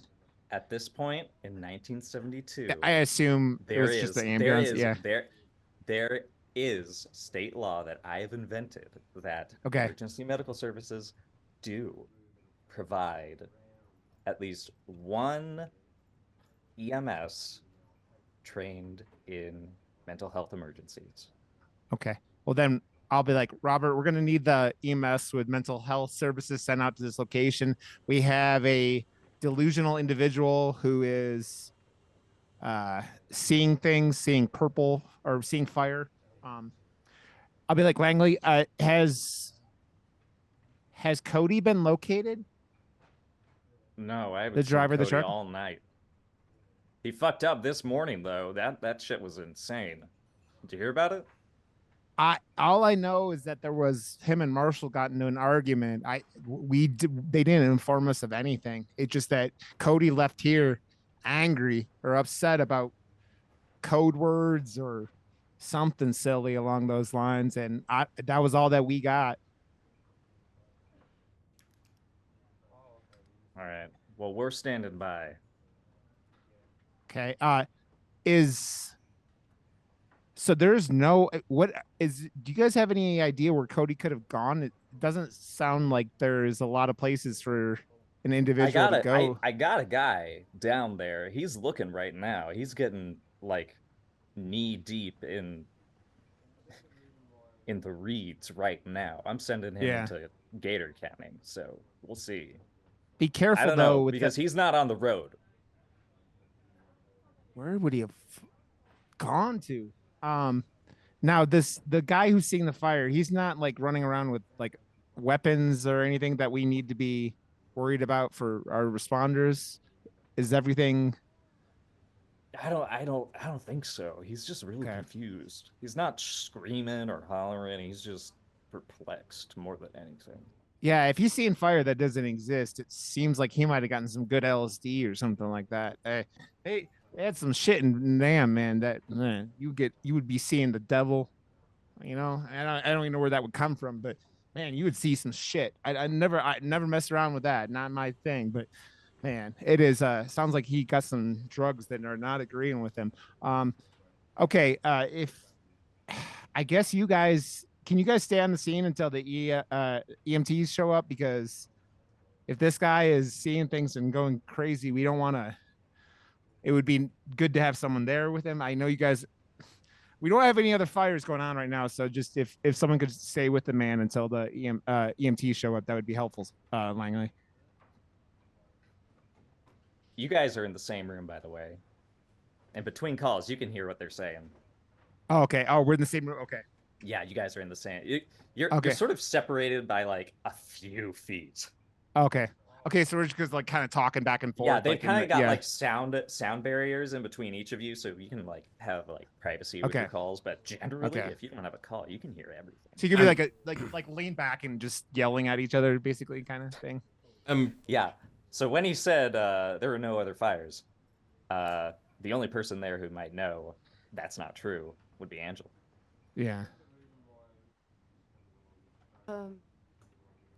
Jimmy, there's sort of, I think there might be a fire on the water. I don't know.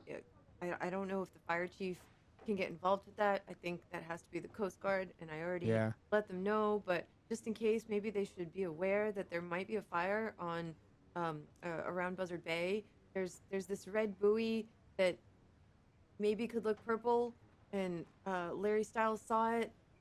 Maybe the fire chief should get a heads up too, just in case. Okay. Langley, I will tell you, I've been informed that there's a buoy that may be on fire out on Buzzard Bay. I assume that you guys wouldn't be able to deal with that directly. That's more of a Coast Guard thing, but maybe you guys should be aware of that situation. It's the red buoy. I think it's the one that marks depth or something.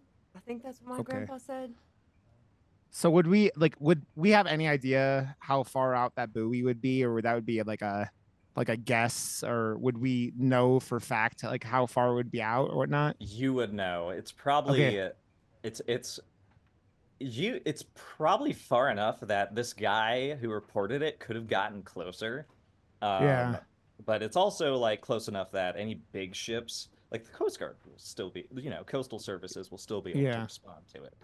Yeah. But Floor, Josie Palace has rung in, say, chase in progress.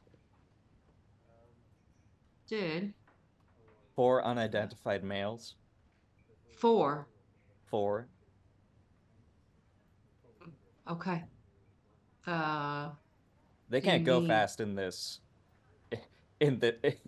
in this truck they have.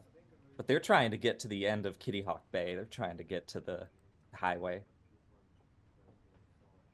Understood. Do you need additional backup assistance on the Now, just make highway? sure that US 158 is closed off if you can get somebody over there. Confirmed.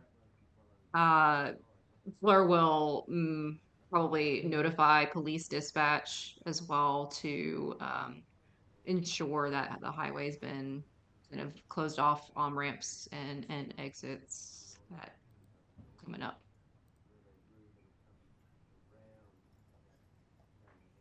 There's a lull in the calls as things are happening, things are being solved outside of your room, your very cold room that connects you to so many events.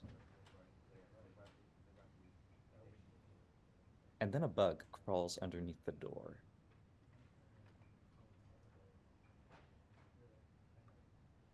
Do we all notice it?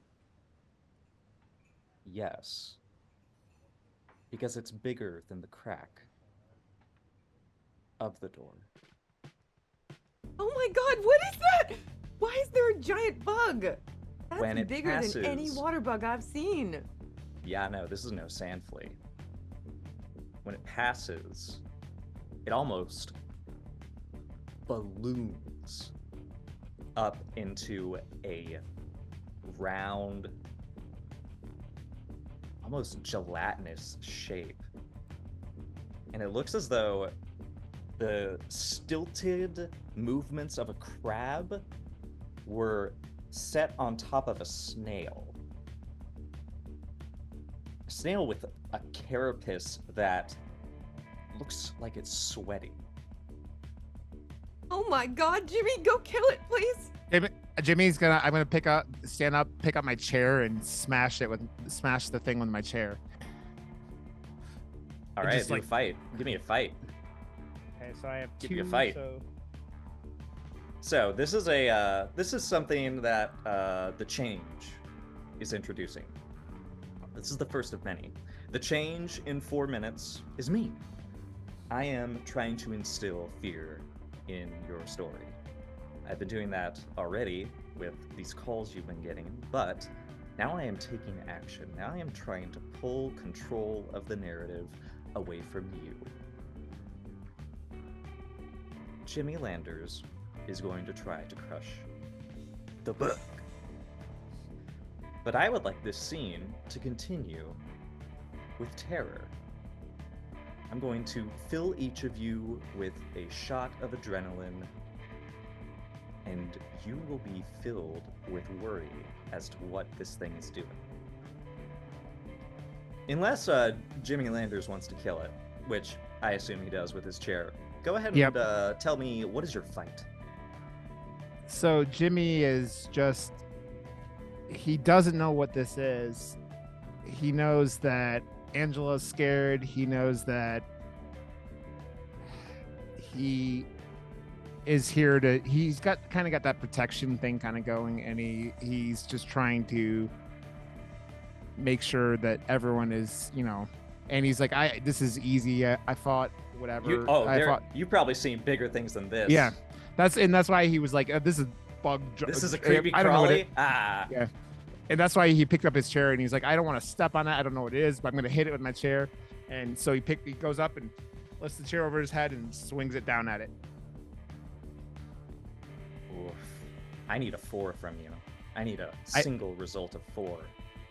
Oh, did you already do it? Yeah, I rolled a 4. I rolled a 1 and a 4. Yep. Oh, okay. Wow, that's a total 50-50 chance. All right. Then. Yep. When you bring your improvised weapon onto this thing, it does not splat, it does not crack, it barely makes a sound other than a balloon being deflated. And after that single strike, you see that it has flattened itself once again, and its legs tilt towards the ceiling.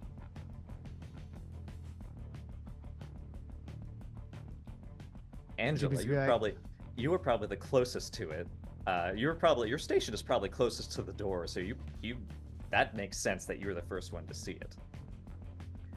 I've backed away from my desk and I'm like hiding behind a manual that I picked up or something, and I'm just like, Jimmy, make sure it's dead, please. What is? Do you see this shit? It's like I hit this thing and it deflated like a balloon, and its legs. Its Can legs. we kick it outside? Maybe just I'm gonna inch by and try to Robert. open the door so you can kick it outside. Robert, get a trash can. We're gonna try to get this thing in the trash can. Robert, can you help me out here? Oh no, day shift has already filled that trash can, man. Also, Robert's like sitting still in his chair, like turned to look at what's going on, like with his hands still on the microphone thing, just like, huh? Yeah, Angela's like standing up. She's like clutching like some kind of clipboard or something to herself and is just like leaning away. Or I have a question. Is there a broom or some kind of cleaning apparatus, particularly on a pole? That would be the first thing I would reach for, if there is one. Not in this room, but right outside, you know there is. It's again, it's just a single area that was basically just every tool you can imagine for a life-saving station.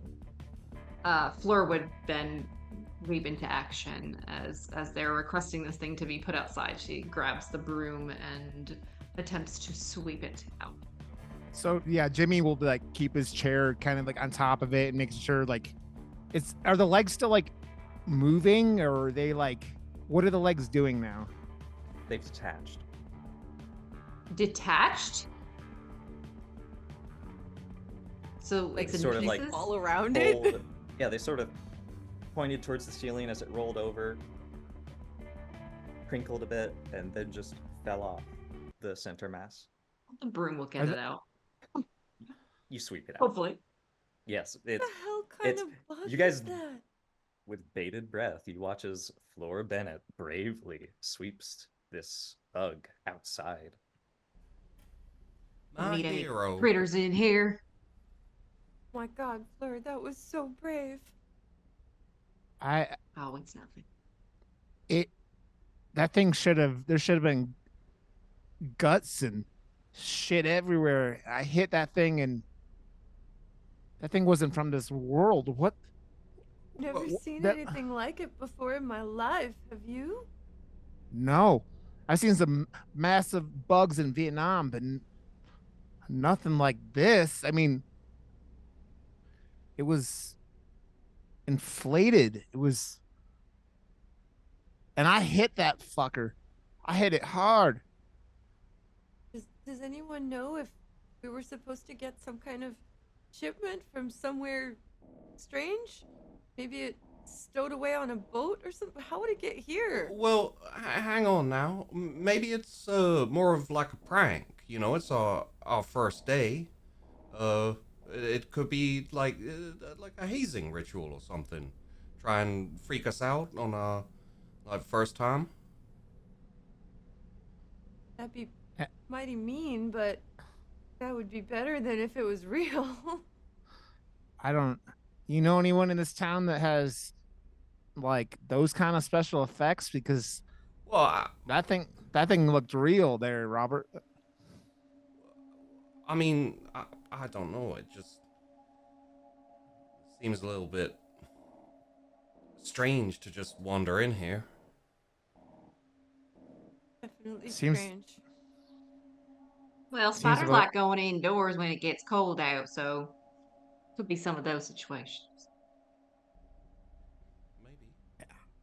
Not that I'm much of a what do they call them? The people that study those bugs. Not a bugologist. That's a ridiculous word, but I you know think- what I mean. I think it's like a zoologist. Entomologist, I think, is the word that we're looking for. How did the guy from Vietnam get this and not? Yep. Because he looked at all the bugs. Yeah. Ologist. I'm writing it down just so I remember it.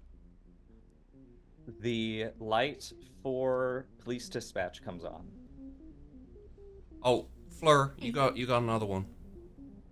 Yes, sir. All right. 911 dispatch, where are you located and what's your emergency? Hi, I'm at the pier for Kitty Hawk Bay. This is this is the this is the Golden Clam restaurant. We were All right, sir. closing up, and we closed pier service 3 hours ago, but there's still people out there. All right. And what seems to be the problem? Um, they're just making noise, and they're not supposed to be there. I understand. Are they causing any damage or issue with property? Not yet, but you know how it is on weekends. You know, you get hooligans in here from out of state, South Carolina hippies. Okay. That's very possible, I'm sure. And how many people would you say is out there?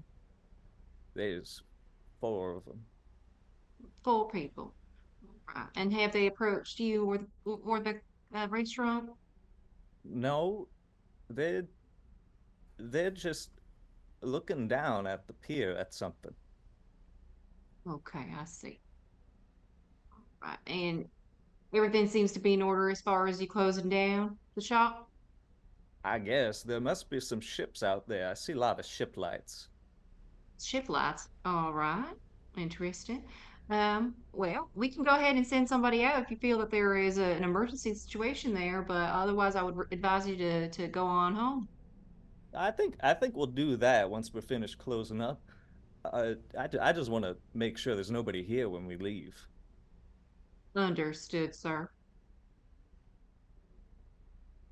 All right. Let me just make a note there to dispatch. Have somebody come on by and make sure that they clear out, okay? Yeah. Um, There's a deputy that you can send over there. just a quick thing from Robert. Uh, I would assume, like my intention was to get a. I imagine have spoken to Fleur, and basically asked her to, or spoken to police dispatch to send out a patrol to the kid's house.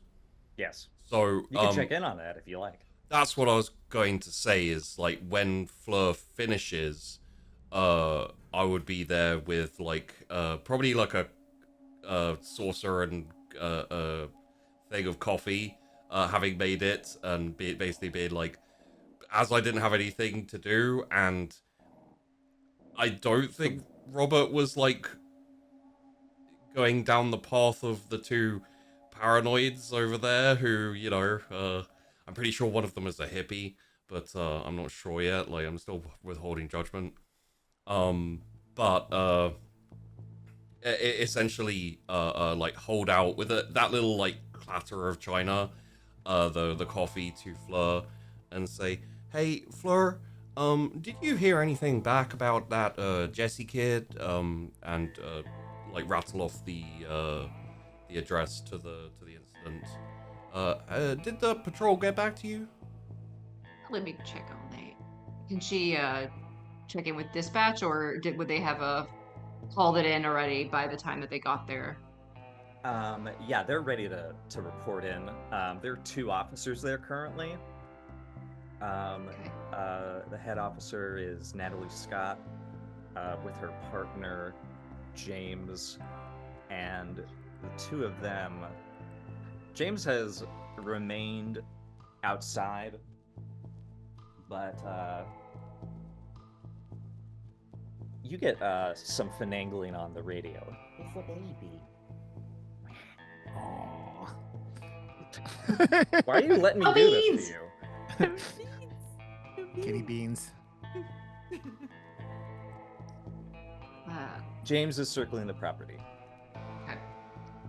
But Natalie, she reports in with some fiddling with her radio and says, "These damn things.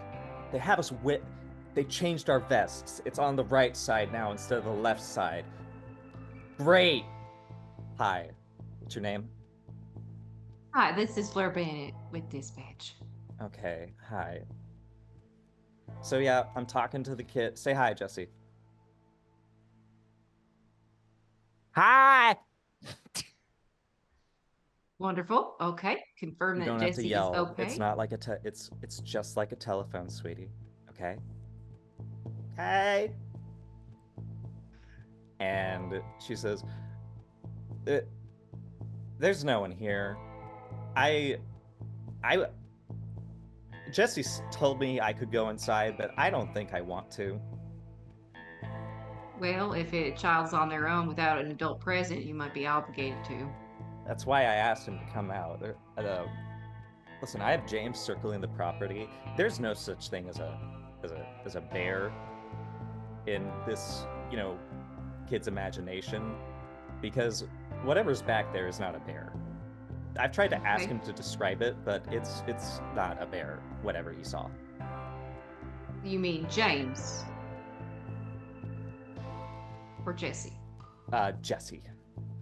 Okay, well, regardless of whether or not the kid's imagination has run wild, if there is no adult present, including their mother, who appears to not be present, we do need to make sure that that child stays safe. That's why I'm hanging out here on the porch, trying to get the story out of him. All right. Well, he has why his don't we do inhaler. this? The reason his mom got up is because he started having an attack. Does Jesse have their inhaler? Yeah, that's what she gave it to him before she went out to the back. And she has not returned since. It's been at least 30 minutes. Yeah. Okay. Is there I'm something gonna go weird ahead going on tonight? Very possibly, I guess. It depends on your definition of weird, but it might be diligent if this individual, do they have enough left in their inhaler, or is Jesse running out? He said this is the last. His mom apparently has been having trouble with insurance, and she's been hoarding the little bits that she can get. She buried them in the backyard or something. I don't know. Okay. But listen, What is the state of the child? He's fine. He's breathing. I don't know how inhalers work. Does Jesse appear distressed? No. Okay. Are you distressed? I'm tired. I wanted to go to sleep. I couldn't breathe. But I sleep with my mom, so, she was there to make sure. Okay. Why don't we do this? Can Jesse identify another reliable family member or relative that they can either have a show up and be there? We obviously cannot just simply leave an underage minor unattended. Sure. Jesse, do you have a neighbor that you trust? Yeah, my grandma lives across the street. She's old, though. She smells old. That's how old people smell, Jesse. Thank you.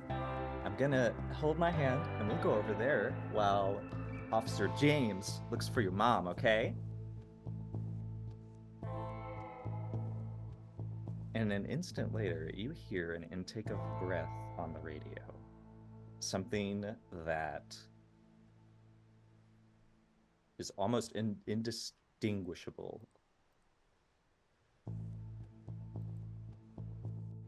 But Natalie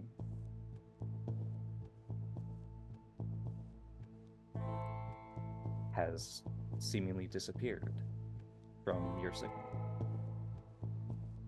Hello, Natalie, come in. Nothing? Nope. Oh. It probably Can I try to hail James? probably got instead? switched off. Yeah, you can try James. Yeah. Yep, you sort of send a look. You get a...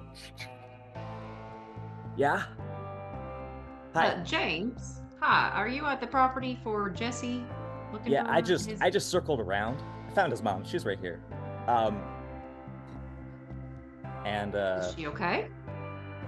yeah, she sounds okay. She's up in a tree though. She's up in a tree. Yeah. Ma'am, you can come down. The police are here. Why is she in a tree? I can't really say. I tried to ask her, but I don't know why she isn't coming down. Up in a tree, that would be the fire service, right? I believe so, yes. Perhaps, Jimmy, could you dispatch one of the fire trucks to this address here? Yeah, I can do that.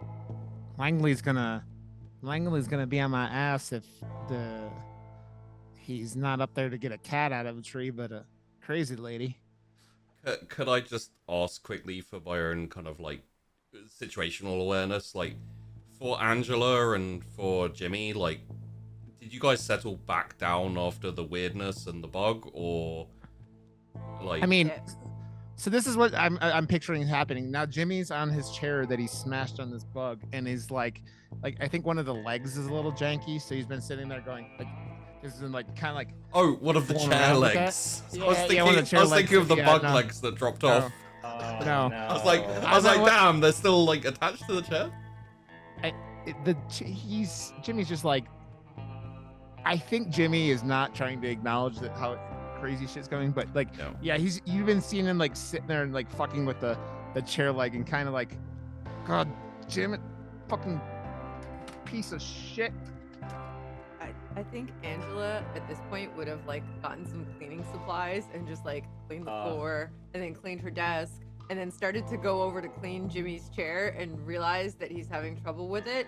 And so she'd come up to it and she's like, do you mind standing up for a sec? I'm gonna clean it and then I'll like fold this paper underneath so it's steady for you, okay? Go ahead. I didn't see shit on it come out of that balloon bug, but yeah, but go ahead, you Angela. don't want Thank to you. leave that on your chair. That's just And I think as they're doing that, Robert's probably going to. He's been like listening to Fleur as she's been that whole thing. She pretty much has that under control at this point, to some degree, ignoring the fact that there's a woman up in a tree, who won't come down. And like won't respond. like lean over the partition thing towards Angela, just purely because she seems like the one who'd be the most knowledgeable about these things, and say, Angela, I'm wondering, who do we call about like animal disposal? I kind of feel like we should maybe. Do you think we should maybe call someone about this? About that bug that got in? There is animal control on Roanoke Island, which is really nearby. They have that preserve. So maybe they could come. I don't know if they'd be able to come until morning, though. Well, I mean, You could call the county. Yeah, you can connect to other counties. Okay. Well, I could give them a call then, and it doesn't really matter if they're not going to come till in the morning, because I don't think that thing's going anywhere. True. That's a good point. Yeah, that's a good idea. Okay. So while you two are talking, Jimmy's gonna go look to where the bug was after Floors swept it out and make sure is the bug still there and like with his detached legs, or The legs are there, yes. and the body's gone. Hey guys, Yeah. the bug's body is gone. Huh? On. Like it isn't attached to the legs. There's no body. It's just legs now. Well, yeah, because the legs fell off. But there was Didn't still a Fleur body. Sweep it away. Ooh. Could something have eaten it? Maybe. Where did you sweep it to? Is it outside? Because there's some pretty big raccoons and they'll eat anything. But they didn't eat. They didn't touch the legs. If that's the case, and raccoons, like you said, will eat anything. They really will eat anything. There's That's a called. pretty weird. Yeah. I'm just letting you guys know. I don't know what we're gonna let animal control know if there's no, just these weird. How many legs were there? How many legs did this bug have? Is my next question. Now that you count, there's 7.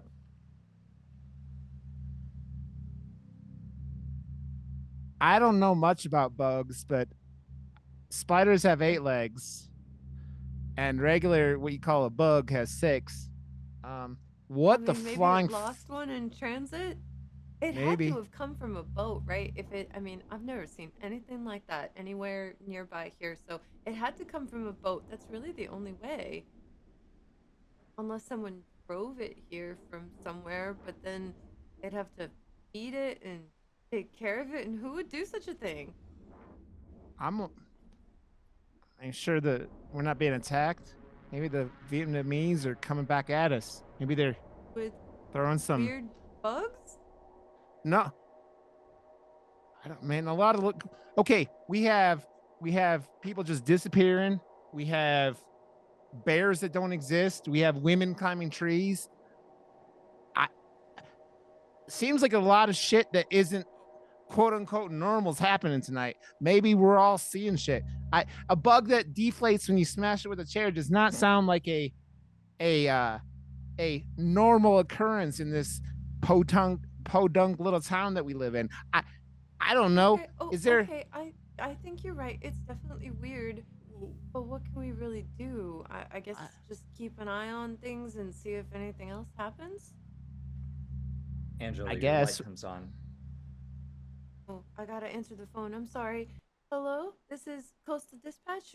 Where are you calling me from? Hi, this is Reverend Graves. Oh, Reverend. Hi, it's Angela. Are you all right? Where are you, sir? I got a condo down by the coast, and I was tying my boat up because I like to read and study the Bible when I'm reading Of course. on the boat, That and must be nice. I just needed to call for some help. What's wrong? Well, I don't know. It feels like a crisis of faith. Oh. Well, can you tell me more information? Yeah. You know how most stories they have like a happy ending? Well, You not would all think stories. you would think, you know, the Bible would have a happy ending. It's what I preach for years. And I grew up hearing all about, you know, how everything in heaven will be perfect, and I don't think heaven really exists anymore. Oh my, Reverend. Well, what happened to make you think that? I read some of Revelations, and it's in there, so it's doctrine, and I have to believe it. Wait, We don't go to heaven. We kill everyone else. That's what the faithful are supposed to do. I'm not sure that's exactly what it No, means, it's what's written in it's right Revelation. there. The earth Um, doesn't end in the end. It just keeps spilling blood. And I'm supposed to tell people that's the way it's supposed to be. Well, there are a lot of different parts of the Bible, right? So maybe there's another part that says that we have a chance to be happy in heaven. if we're good. I think that's what my pastor's always said to me every Sunday. So maybe that's just one part that's supposed to make you real scared so that you know if you're a bad person, that's what could happen. But if you're a good person and you take care of the people that listen to you every Sunday, then you'll end up somewhere good, right? I tried to throw the bad parts of that book into the ocean. Well, that's okay. If not every part sounds good to you, that's okay. That's why I called the Coast Guard. I think they did something wrong to the ocean. Oh, really? Wait, what happened? Pages are on fire. Oh, wait, they lit on fire when you threw them in the water? It's like an oil spill. The last time I saw something like this was back in the 20s. I was still working at the life-saving station, and there was a ship out at sea, and it sank. But when we tried to save people there, they were gone. We only saw those pages. Reverend, where is your condo? Can you give me the address? Yeah, I live right off of Kitty Hawk Bay. Okay, I'm gonna send some Coast Guard out there, but can you do me a huge favor? Can you just take your boat back to its pier and go home? Yeah, just tell them to go to Plymouth Avenue. It's all along the coast. You can see it from the Rat Museum. Plymouth Avenue, right off the coast by the Rat Museum. Ma'am, you should stay inside. I don't think it's safe outside. I'm inside. Can you do me a favor, please, and get inside too, though? I want you to be safe, Reverend Graves, okay? Can you promise me that? Can you go home and then call me when you get home? Reverend, are you alright? The sky's bleeding. The sky's bleeding. It's bleeding. Are you sure? The sky doesn't normally bleed. Reverend, are you there? He is not there. Reverend? Reverend Graves. Oh my. I have to tell the Coast Guard. I don't know what happened to him. I think I look at the other ones and I think I'm gonna yell for Marshall. Marshall? I think something happened to Reverend Graves. He's on the ocean and he was seeing the sky bleed and pages light on fire when they hit the water. I don't know if maybe he's having a stroke or something. But he's out there on his boat all alone. Are you yelling this out to the marshal's office? Yeah. He doesn't come out. He doesn't answer at all? No. Oh my. Alright. Okay. I'm gonna tell the Coast Guard first and then we should maybe check on Marshall. Can I just check on him? Yeah? Yeah, I actually haven't seen him for a good couple of hours, so I'll go have a look. And okay. I walk up, knock on the door lightly. I can't remember his last name. Knock, knock, knock. Mr. Reed, sir? Are you in there?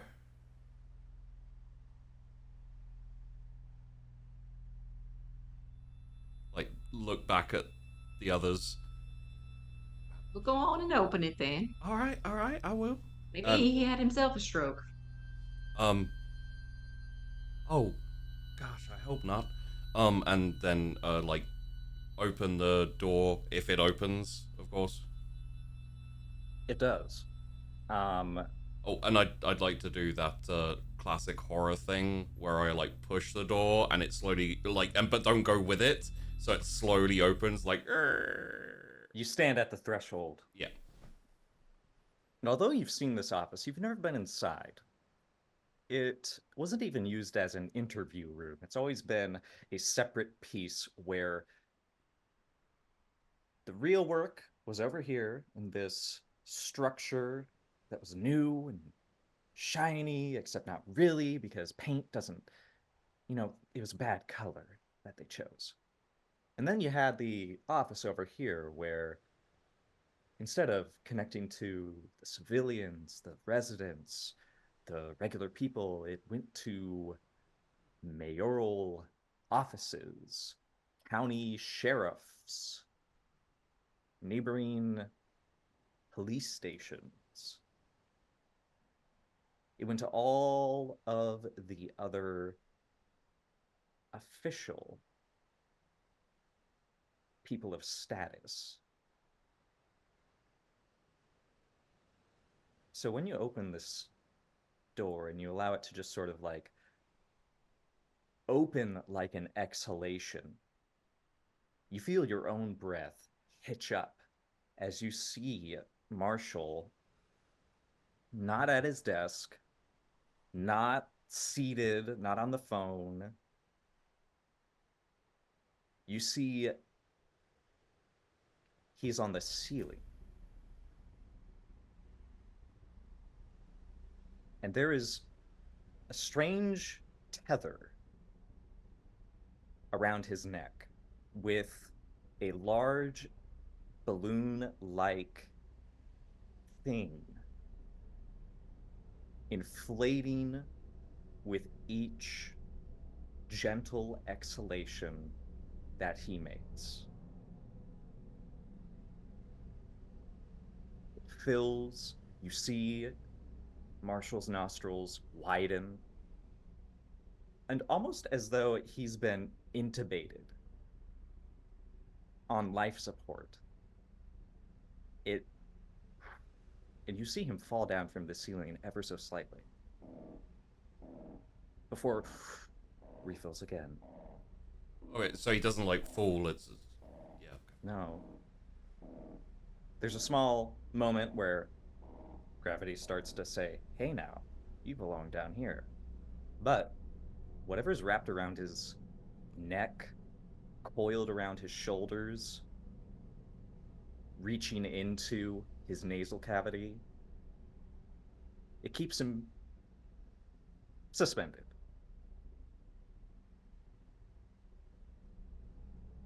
The only other detail is the ashtray is smoking. This man has smoked 5 cigarettes in the time it took for you all to start your shift. And he has a 6th one lying on the desk.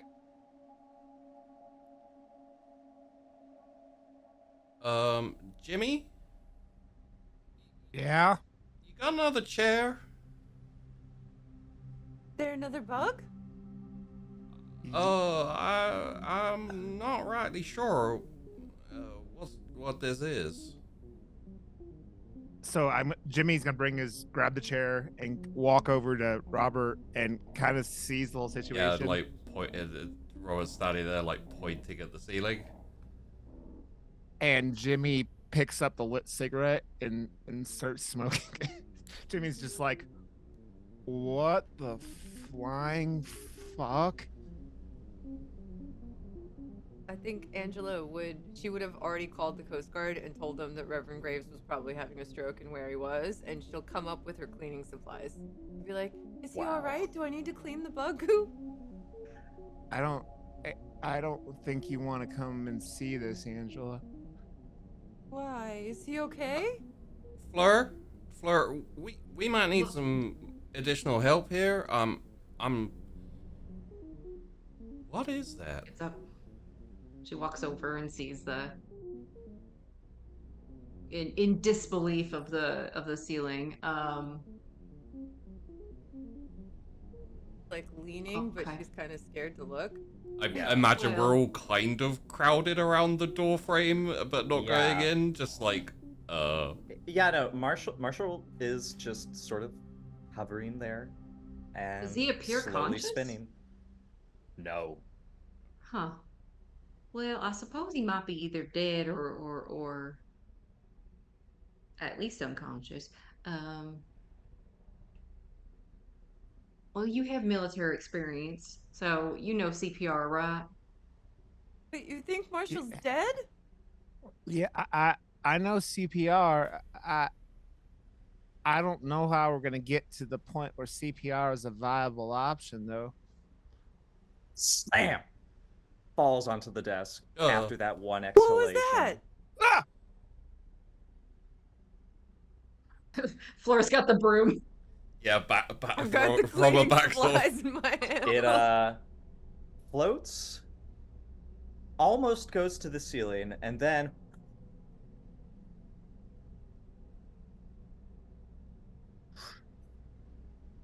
it starts trying to angle him.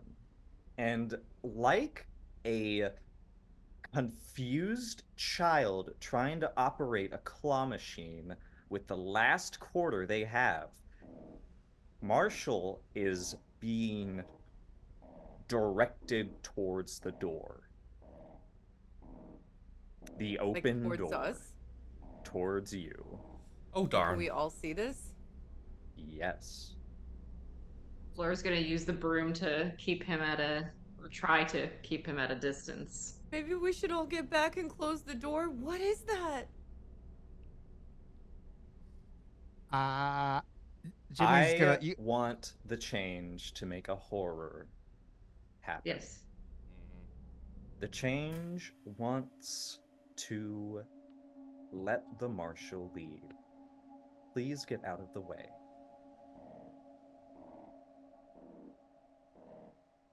If you use a fear response, you could change that course of action.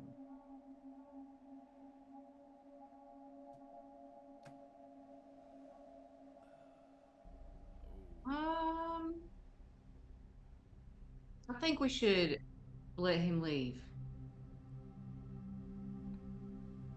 Do So just to check, we don't need a fear response if we're kind of going along with the because No, you can in fact allow the change to pull a horror roll, because guess what? If you fail a fear response, very bad things happen.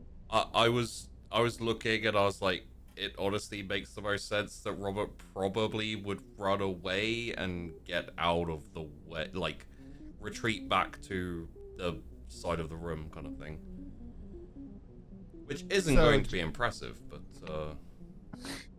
Jimmy's standing at the doorway with the cigarette in one hand, the chair in his right hand, and just sitting there going, he's debating whether or not hitting this thing is worth it with putting Marshall in danger. That's what he's debating. That's the whole. But he's gonna go, yeah.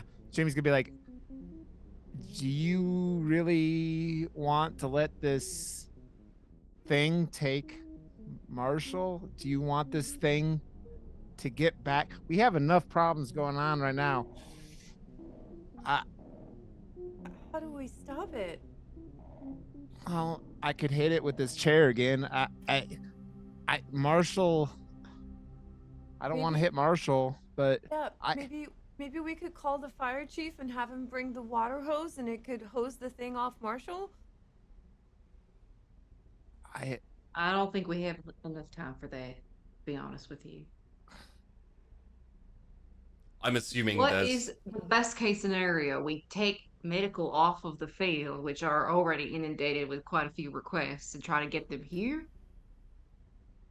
I don't think that's just a let good it option. Take Marshall. Just a quick question. Kind of already has. For the fear. Just a quick question for the change. I'm assuming, like, probably shuffling and etc., but we don't have much time for a conversation here. You kind of do, because okay. At least because guess what? As horrifying as this is, it's a little silly. Because this poor thing can't seem to angle him correctly. Gotcha. Okay. It keeps getting closer, and then it like bumps against the threshold. His arm is too far out, and it sort of adjusts its like grip. You see whatever appendages it's using to hold on to him. It sort of like heaves itself forward, sort of tries to make itself like across more against his head than on top of it, and then his leg gets caught in the upper door frame. And this thing is just like continuously trying to math itself into the right angle. But as I said, what path does it have to Clumsily. take to get out? Like past us into our dispatch room and then out the door? At the moment, dispatch is over here. This is the life-saving station. Dispatch, office. It wants to go out of office. You don't know where it wants to go after that. Just out of the office for the moment. Well, we can't let this thing kill Marshall, and we can't let it take him somewhere where he can't get any help. We've got to get him help. He's still Well, we alive in can't there. confirm that he's actually alive either, Well- which, from an emergency perspective, But he's breathing. Well, and also, if we get too close, it may try and jump onto one of us. Can we just lock him in the office? He's not out yet.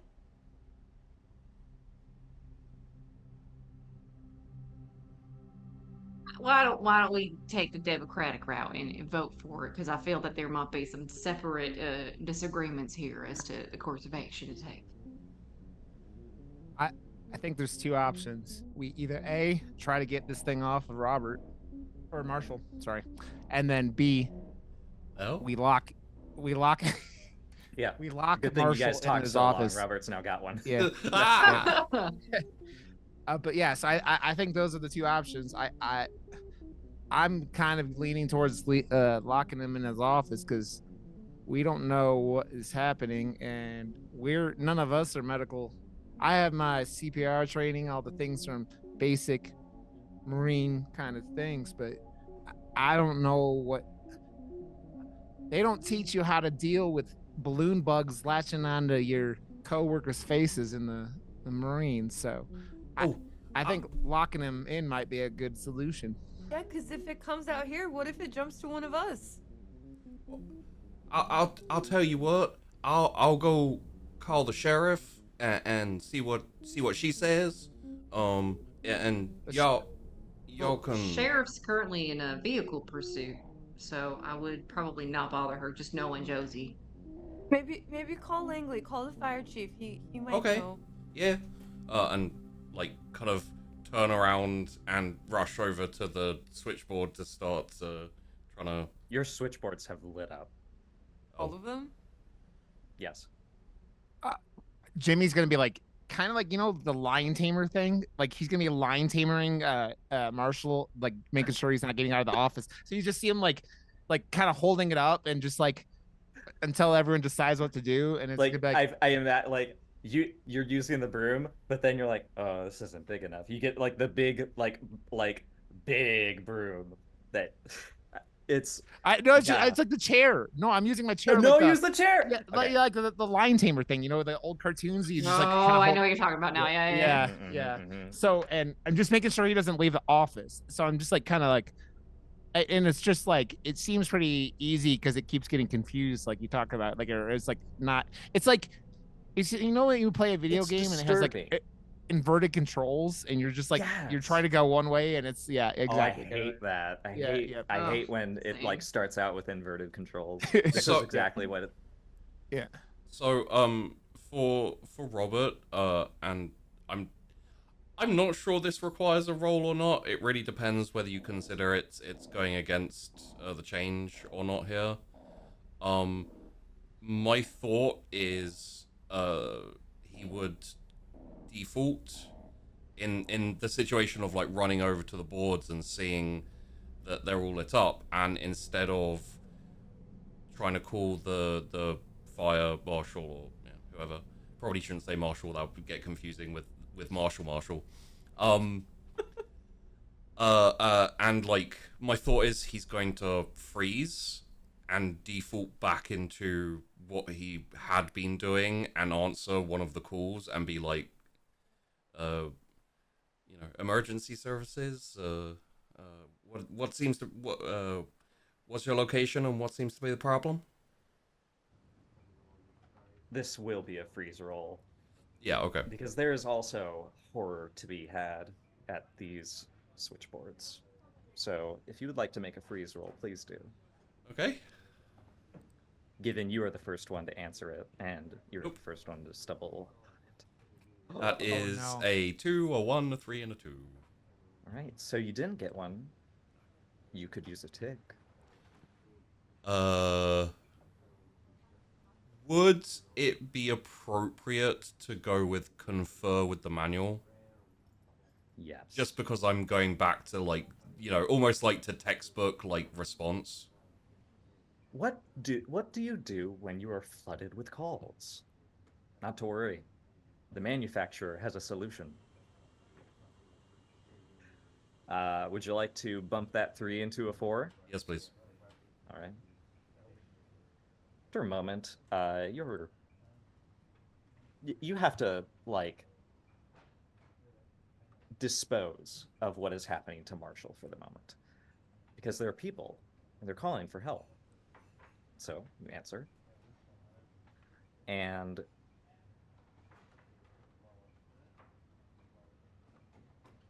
there is silence on the other end, filled with ocean waves crashing, not onto a shoreline, but against rocks, against a stone face, a cliff, maybe.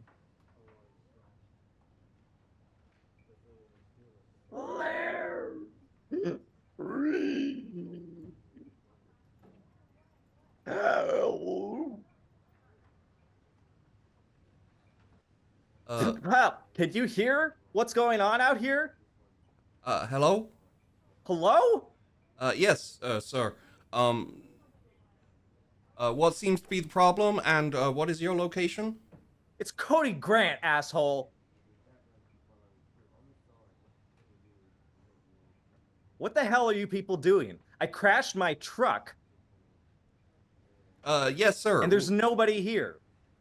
Oh, no, sir. There are, multiple officers, at the scene, along At the with... scene. I had to walk probably like a mile just to get to a public service phone. Nobody's answering their doors. Everybody is either asleep or they just don't care anymore.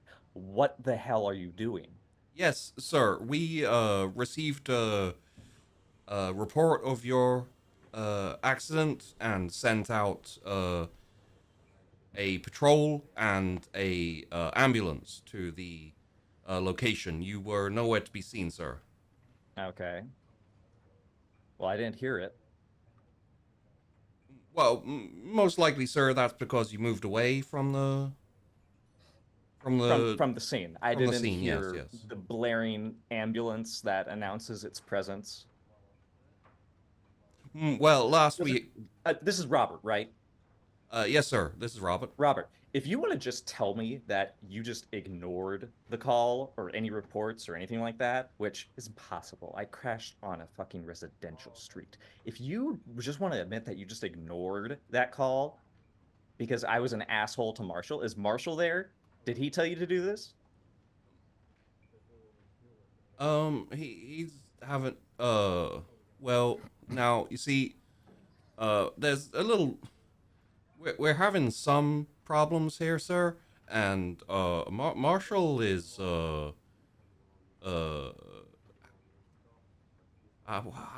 don't rightly know how to say it. But... Okay, I see what's going on. Okay, this is great.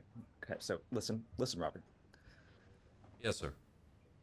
Marshall has a lot of problems in his pathetic life, and one of them is that he doesn't really take things very seriously. He wants everyone to be happy. He wants everyone to do their jobs, and unfortunately, you and we're in the job of helping people through the worst day of their lives. My worst fucking day is here, and his worst fucking day is coming up, because once I get back to the dispatch station, I'm going to let all of you know that this is not working. This is what happens when the state funds a faulty system that I have told them it is faulty for years now. This has been in the work for years. A nationalized emergency response.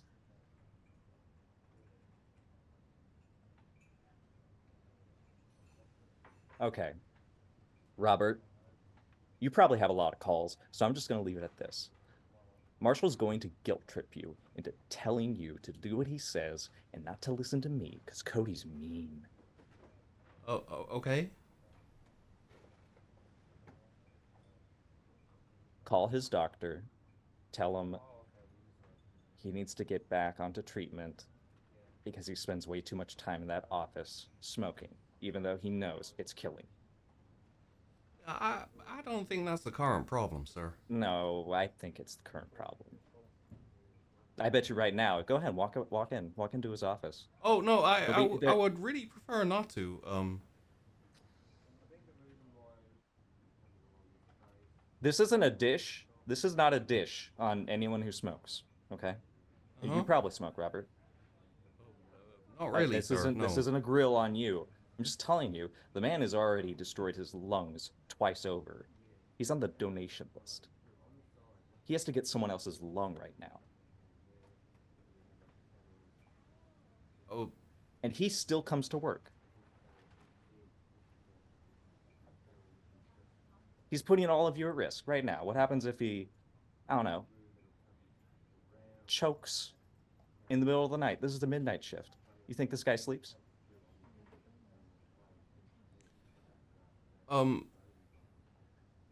Mr. Grant, do you require the services of the emergency 911 emergency and rescue? Tell whoever you sent to my car to go down the road and pick me up and take me back to the dispatch station. I am literally a mile down the road. All right, yes, sir. I'll do that. Bye. Have a nice day, sir.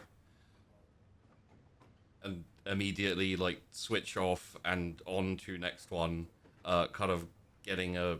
unless, of course, something big happens, at which case... As soon as you hang up, I'll be... That was the only call on your station. Oh, Did we hear any of that?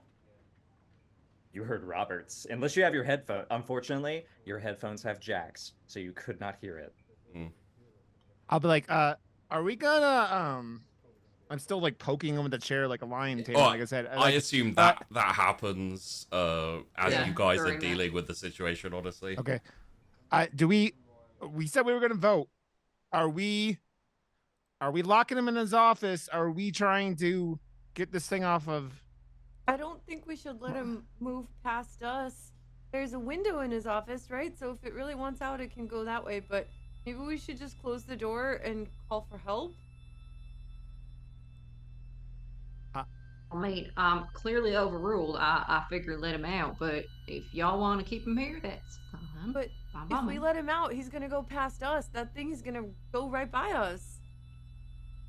Yes, that's very possible that it has to go by. So you could go and relegate yourself in perhaps another corner of the room. Granted, the room is quite small.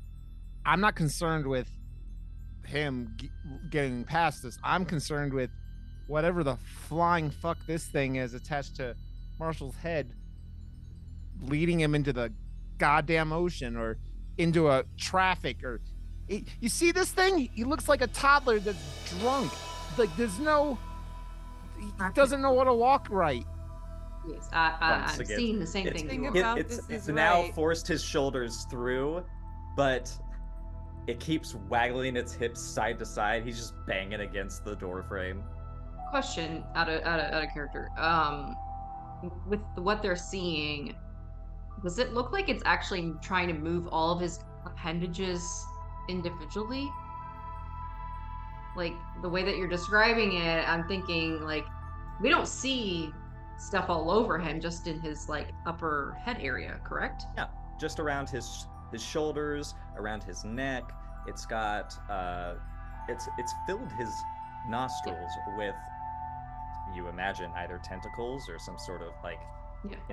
like claws maybe. Yeah. I'm thinking a weird version like of a face hugger, but like with more Yeah, like different. yeah, but But like attached to his friendlier. face like that. Yeah. I don't know about friendlier. We all float down here. So Well, Fleur's stance is very, very much.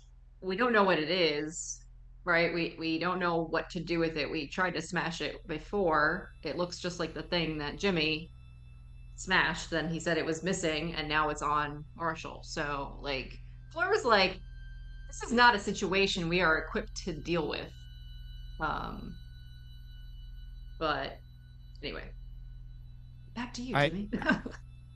Yeah, I Jimmy, mean, you are going to have to make a roll of some kind Okay. at this point. He is ready. Well, He is ready. I'll then I'll roll a flea. I got 5 dice that are flea, so like, let's do that then. What's your declaration for this? As you oh, I got a 4. I'm gonna like, fuck this. I'm shoving him back in the office. I'm gonna like take the chair and just like shove him as far as you can and then slam the door See, closed. that's a great use of flea. That's a great use. So, and then I'm gonna you heard it take one big exhalation, and then you get this weird premonition that, oh shit, it's taking a really big breath. It turns around, and the moment you close the door and like, well, shove it back and then close the door, it rockets forward. And an instant before it crashes into you, past you, that door closes, and it just you hear his hip just collide with the closed door on the other side. Jimmy's gonna take his chair and like jam it underneath the door handle, so he can't like the chair's all fucked up anyways. So like it and just go. He can't sit on it. It's useless. Yeah. So and like, well, I'm not letting that motherfucker come after me. So this is gonna be a problem one way or another. But Right. did anyone else see that thing charge me? That thing sped up and got real angry real fast. Yeah. Maybe it maybe we should- anticipated that you were closing the door.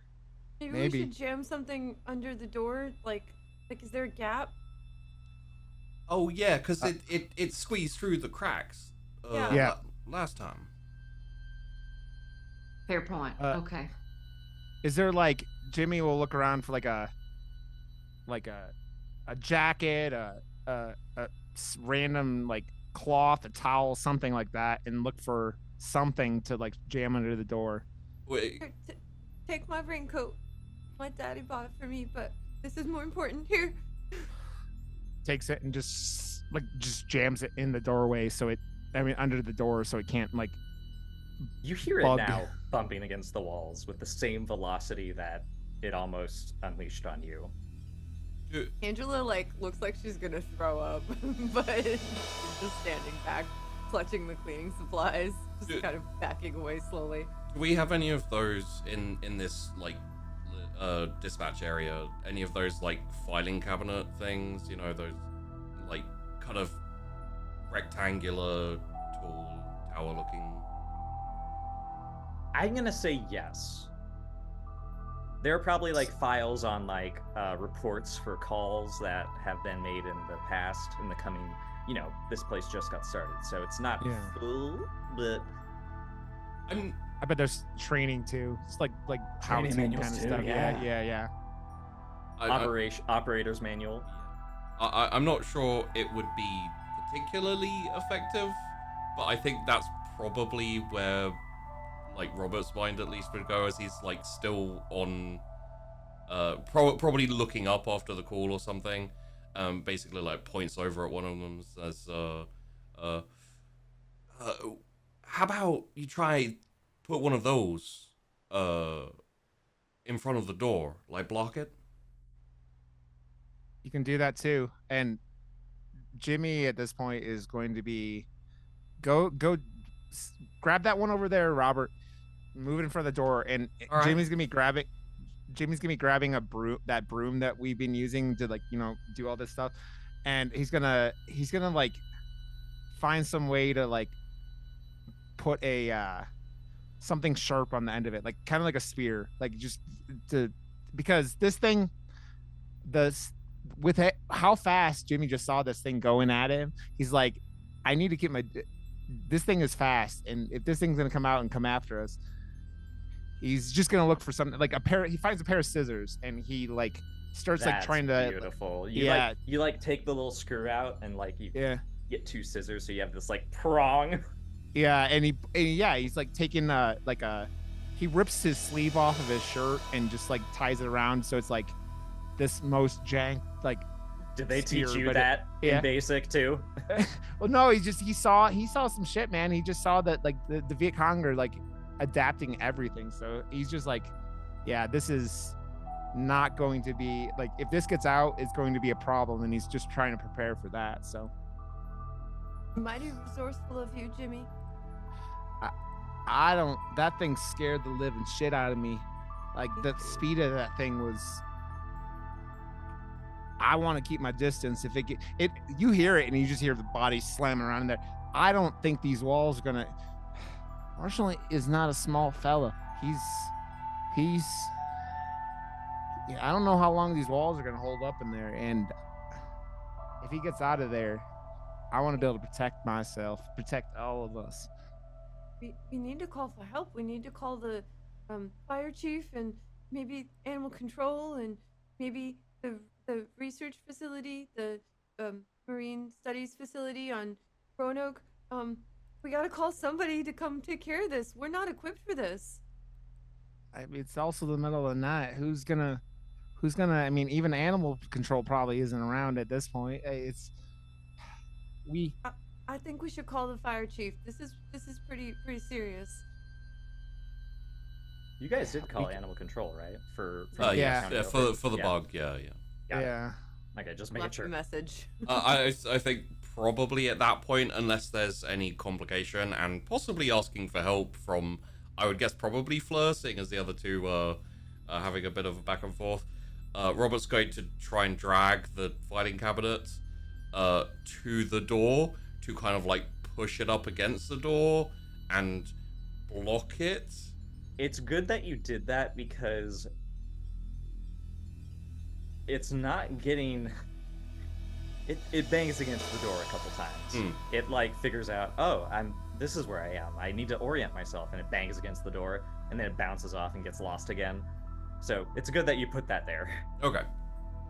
And as Robert like places it down, he kind of like places it there, like pats it once, and kind of turns around and says, "Okay, I think that should do it. I think we're safe now."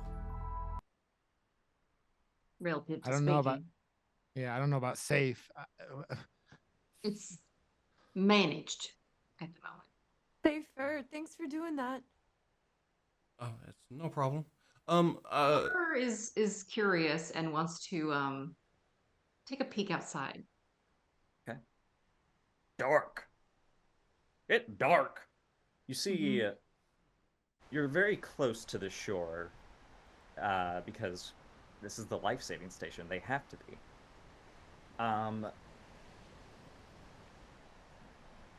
You can sort of peer around and see like the rest of the town on this, it's a beautiful spot. But you could have sworn it was going to be a clear night from the weather report, but the clouds have arrived from somewhere, and you see there is a strange movement to them. They're not blowing in one direction. And not only that, whenever the light from the town hits it just right when it's sort of turning, you see that these clouds, they have a weight to them. You can't be certain whether it's rain or if it's just that congested with clouds, but these have a strange, peculiar sheen to them. It's unhealthy. If you could diagnose the sky with a bruise, that's what you would describe it as. Is there any signs of these other more of the creatures, that the bug thing around the immediate vicinity? Give me a freeze. Okay. Let's see. What do I have for freeze? I have a 3. So do I roll 3d4? Is that right? Correct. Okay. You roll 3d4. Pray for No. 4. No 4. No You want to 4. use a tick? I'm not sure any of my ticks really apply here. Um, Generally, the rule for rolling is that the change will let you roll. mhm, It'll let you sort of try to succeed and get what you need, mhm. even if you fail. It sounds like you just want to understand whether or not you are surrounded or not Right. by these Yes. bugs. Hmm. The change would like to also introduce some horror Okay. into your situation. Great. Nothing that's We going to love be that. automatically like, threatening and Uh-huh. dangerous. It just wants you to also understand not only Yeah. not only is this your situation, it also wants to make something very clear to you. Hmm. And it's not going I to be do a very think that nice thing. maybe then urgency would be helpful here because the urgency is kind of risen. We don't have anybody here that's above us to help with whatever happens to be unfolding. The clouds being wonky, she heard Angela say, repeat what, the Reverend said, which was the sky is bleeding. So that's okay, weird. And also maybe more urgent now that she's seeing that the clouds, whatever they are, out there, something isn't right. So maybe then that tick would apply, would be urgency. So do I just tick one down from the 2 that I have on it, Yep, or how does that remove work? one from Okay, your urgency, it is gone. got it. And Angela did say, we need to call for help. That's Urgency true. just says, That's true. yeah. Yep. All right, so All we'll right. do that. All right. You have gotten a 4. Understood. You sort of shut out everything else happening right now. You're back at it feels like you're back at your dispatch center. Mm. You're listening, you're taking in information, you're trying to understand the emergency. There are no more bugs, from what you can tell. It doesn't appear that they're invading from the ocean beach or from the road. But every now and then, you see one of the clouds bubble. And then it begins to glow until it looks like a pustule ready to pop. A dim yellow pus-like glow continues to coalesce and twist until a small stream comes out, almost like a ribbon, almost like someone is like flying a kite Mm-hmm. that is coming down, but the stream keeps going. You don't see the actual end of it. And it goes and it settles somewhere in town. You would say around the restaurant pier, probably. Interesting. And are there other visible strings like this? Mm-hmm. It's not very often, though. You'd say there's one that appears and it takes about a full 3 minutes to burst. Huh. When it does, Do they though, stay there? yeah, when they actually burst, you see it. It's like someone carved a big chunk out of a purple pear, and then they just sort of like pressed it together, and it's just like mashed. And then it gets rolled over by another cloud. Interesting. Huh. You also Okay. see the ocean has peculiar lights out there as well. Some of them, horrifyingly, you take for buoys that are on fire. No, they're just buoys. Fine. And That would then every now and explain some of then the you calls. see, yeah, you see further out there is not not a light, but sort of just a dim glow. Okay. And it's hard to make out. It's too far out for you to see. Yeah. Okay. So Fleur kind of closes the door, goes back, and kind of looks to Angela. Angela, have you been in touch recently with the Coast Guard? Not in a little while. I talked to them when we last heard from Reverend Graves. I meant to call back. I guess I can do that now. We probably should do that. I have a a gut feeling. Oh, okay. What do you mean? Like Well, there were a few reports before with distant lights on the horizon, and that got me thinking that's a little strange. And I had myself a look, and that supposed fire that may have been from earlier. I think that there are more of them. Maybe more not fires fire on the though. water? I don't really think that they're fires though.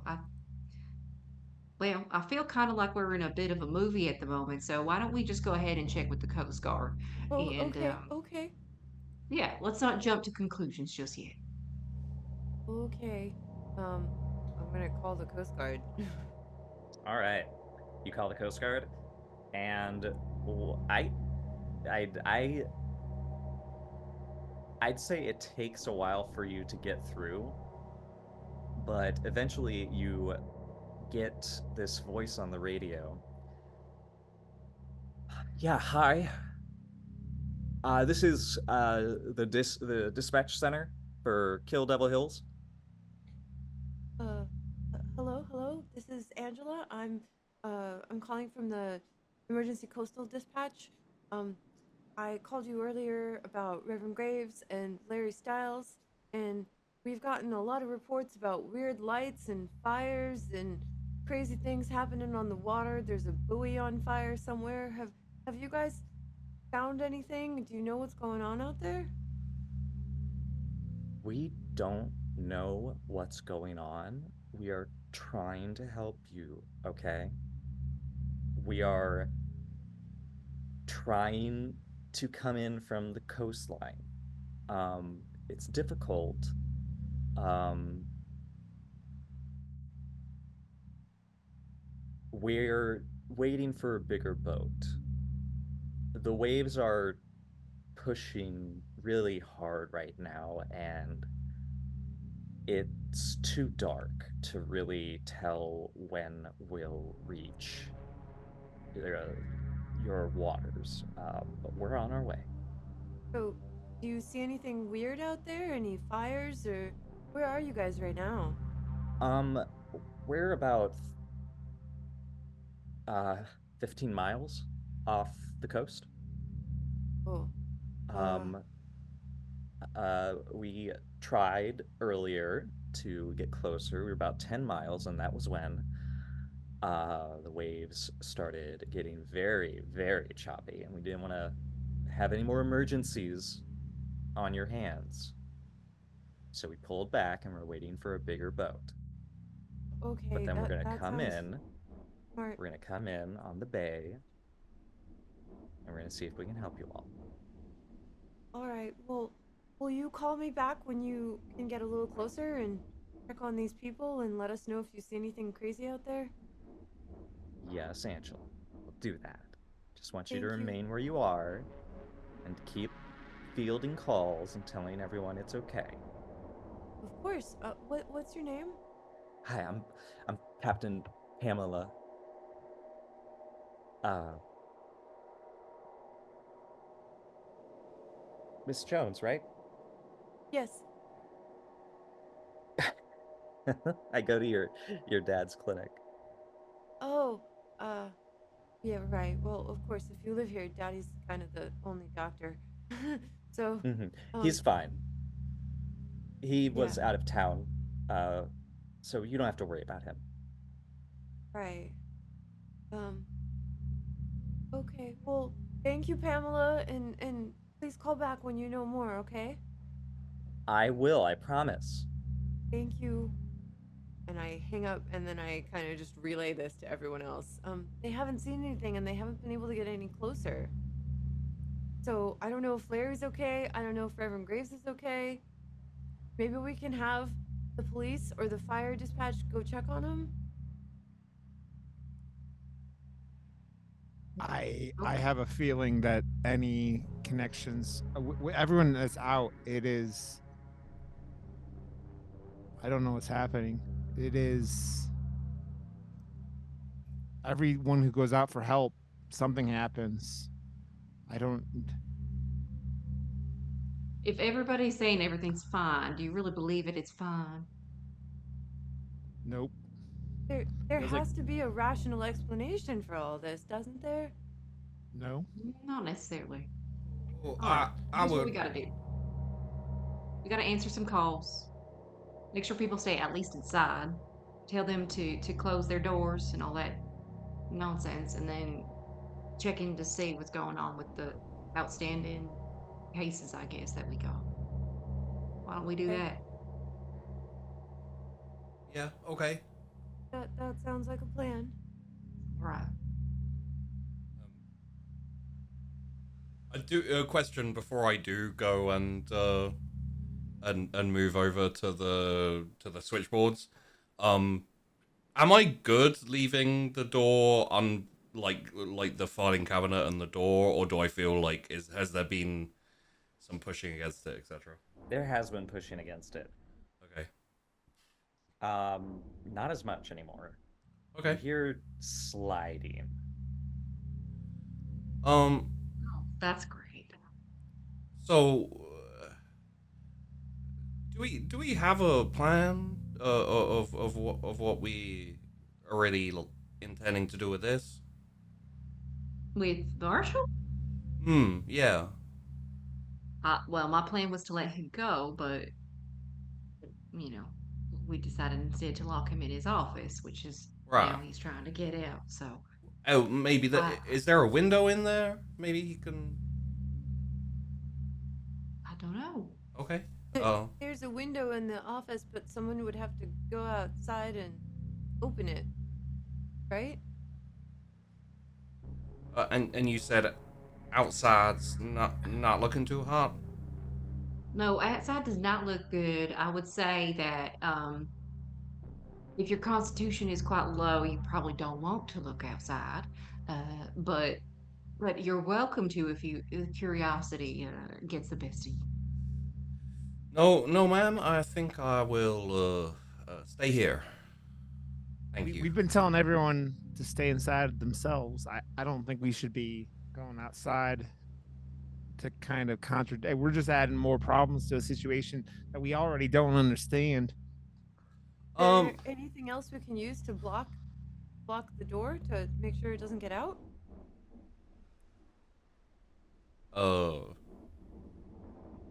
Maybe.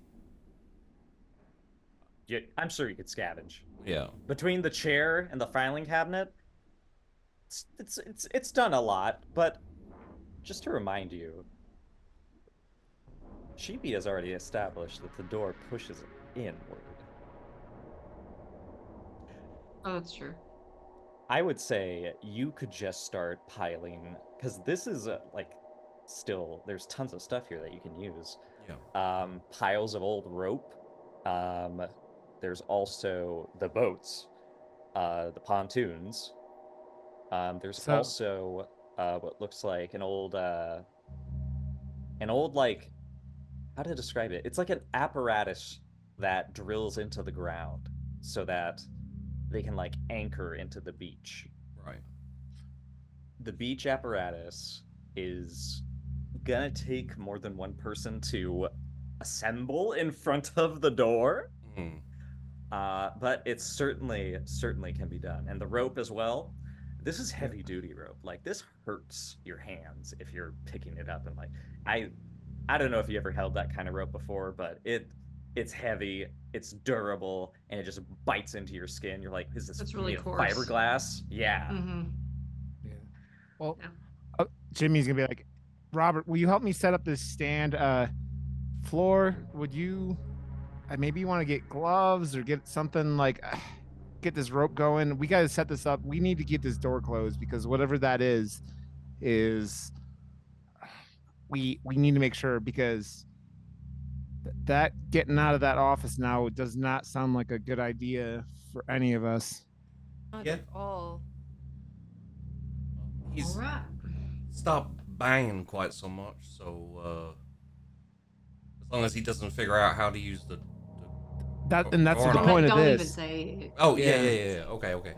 And like Here, Flora, I'll help you. Let's Great. pick this rope up together. Oh, hurts my hands.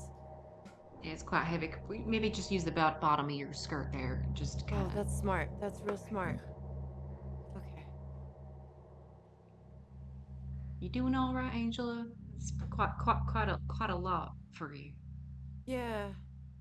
Okay. This has not been a normal night at all. No, nope. I agree with you.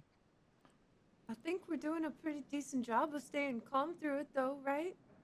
That's true. Nobody has gone into hysterical crying yet, so that's a positive. Yeah. I did that when I found out about Betty and Roger, but then I, you know, womaned up. So Well, you I see, guess that's yeah, what we're you're gonna do here being tonight. independent. Yeah. Well, how have you guys? Are you all right? Oh, I'm fine. You seem very put together. It's Well, quite an inspiration, actually. well, thank you. This all reminds me of going to Sunday school as a kid and the preacher telling me that if we were bad, we're going to burn in lakes of fire and devils poking us with little tridents and shit like that. I don't know what the hell is going on. And when we have pastors claiming they don't believe in God anymore, and I don't know what is happening.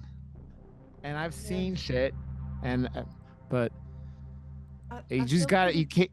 Yeah, I feel pretty bad that I thought that Reverend Graves was having a stroke, but that's kind of what I hope it is. I mean, what else could it be? This is all pretty crazy, right? I don't think any of this is normal. It's definitely strange. I yeah. feel like there might be just something in the air. Maybe it's the storm, the weather. Who knows? But we're all doing a good job. We're just doing the best we can. That's all we can do, right? That's right. Yeah. Thunder peals across the sky. Bill No just kind lightning. of jumps and looks around. No lightning, just thunder.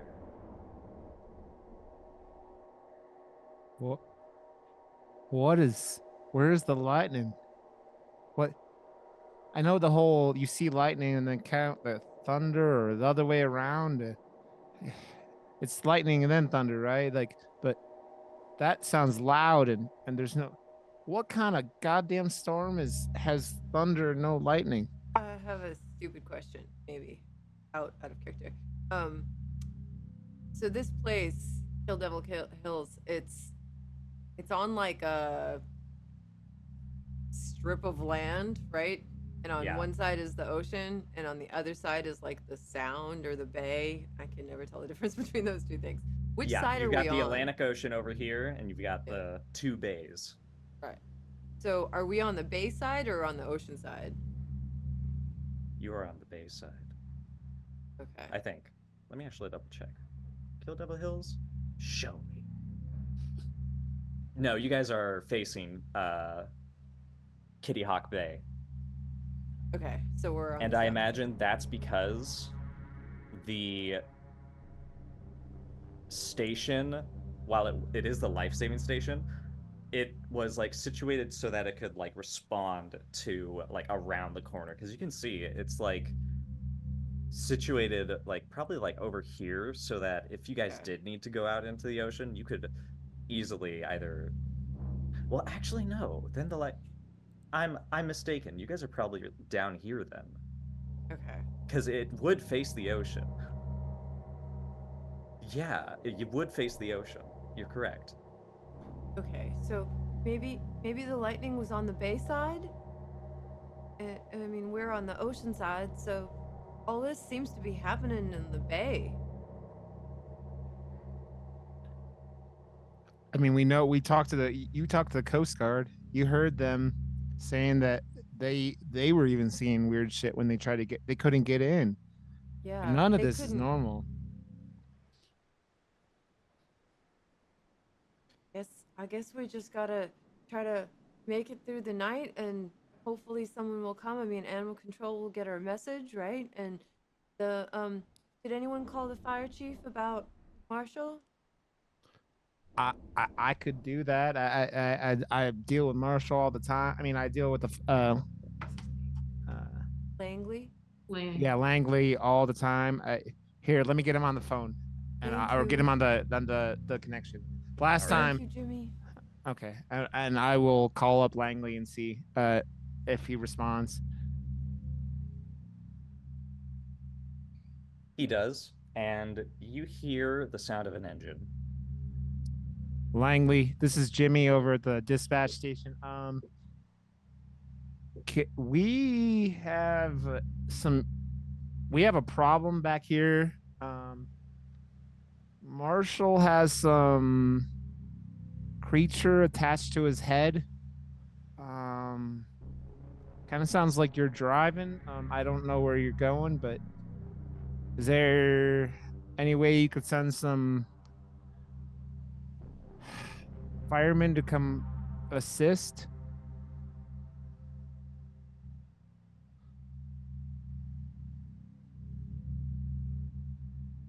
You're saying there's what on Marshall's head?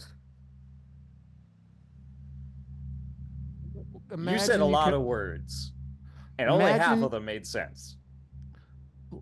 Believe me, if anything that I've seen made sense tonight, I wouldn't be on this dispatch with you. It appears like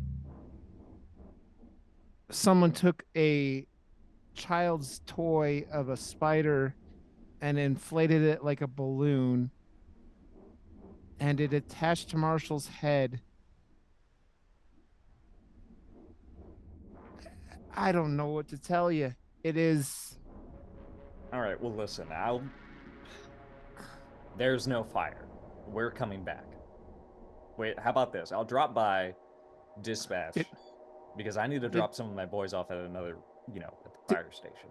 Did anyone ever go pick up Cody? Cody called and yeah, medics took him. He's worried. What do you mean the medics took him? EMS. I know, but why? What was wrong with him? We thought he was having a stroke. Something. I don't know. He saw fire that wasn't there. He called us upset that no one had come to help him, and even though you were there, Oh, wrong guy. I thought that was Samson. Oops. Oh, no, okay. Yeah. Okay, Cody. Okay. Yep. You did put that in, and he said, "Yeah, listen, if Cody called you and told you he was going to wait down there, he didn't show up. He either kept walking down the road, or we just didn't see him. We drove all the way to the end of Kill Devil's Hill. All the way. We're driving back now. He said he was a mile down. From the accident. Can I do I have like we had like a general, like he told us where he was, right? So like yeah, he said he was gonna stick at this place, and if he wasn't there,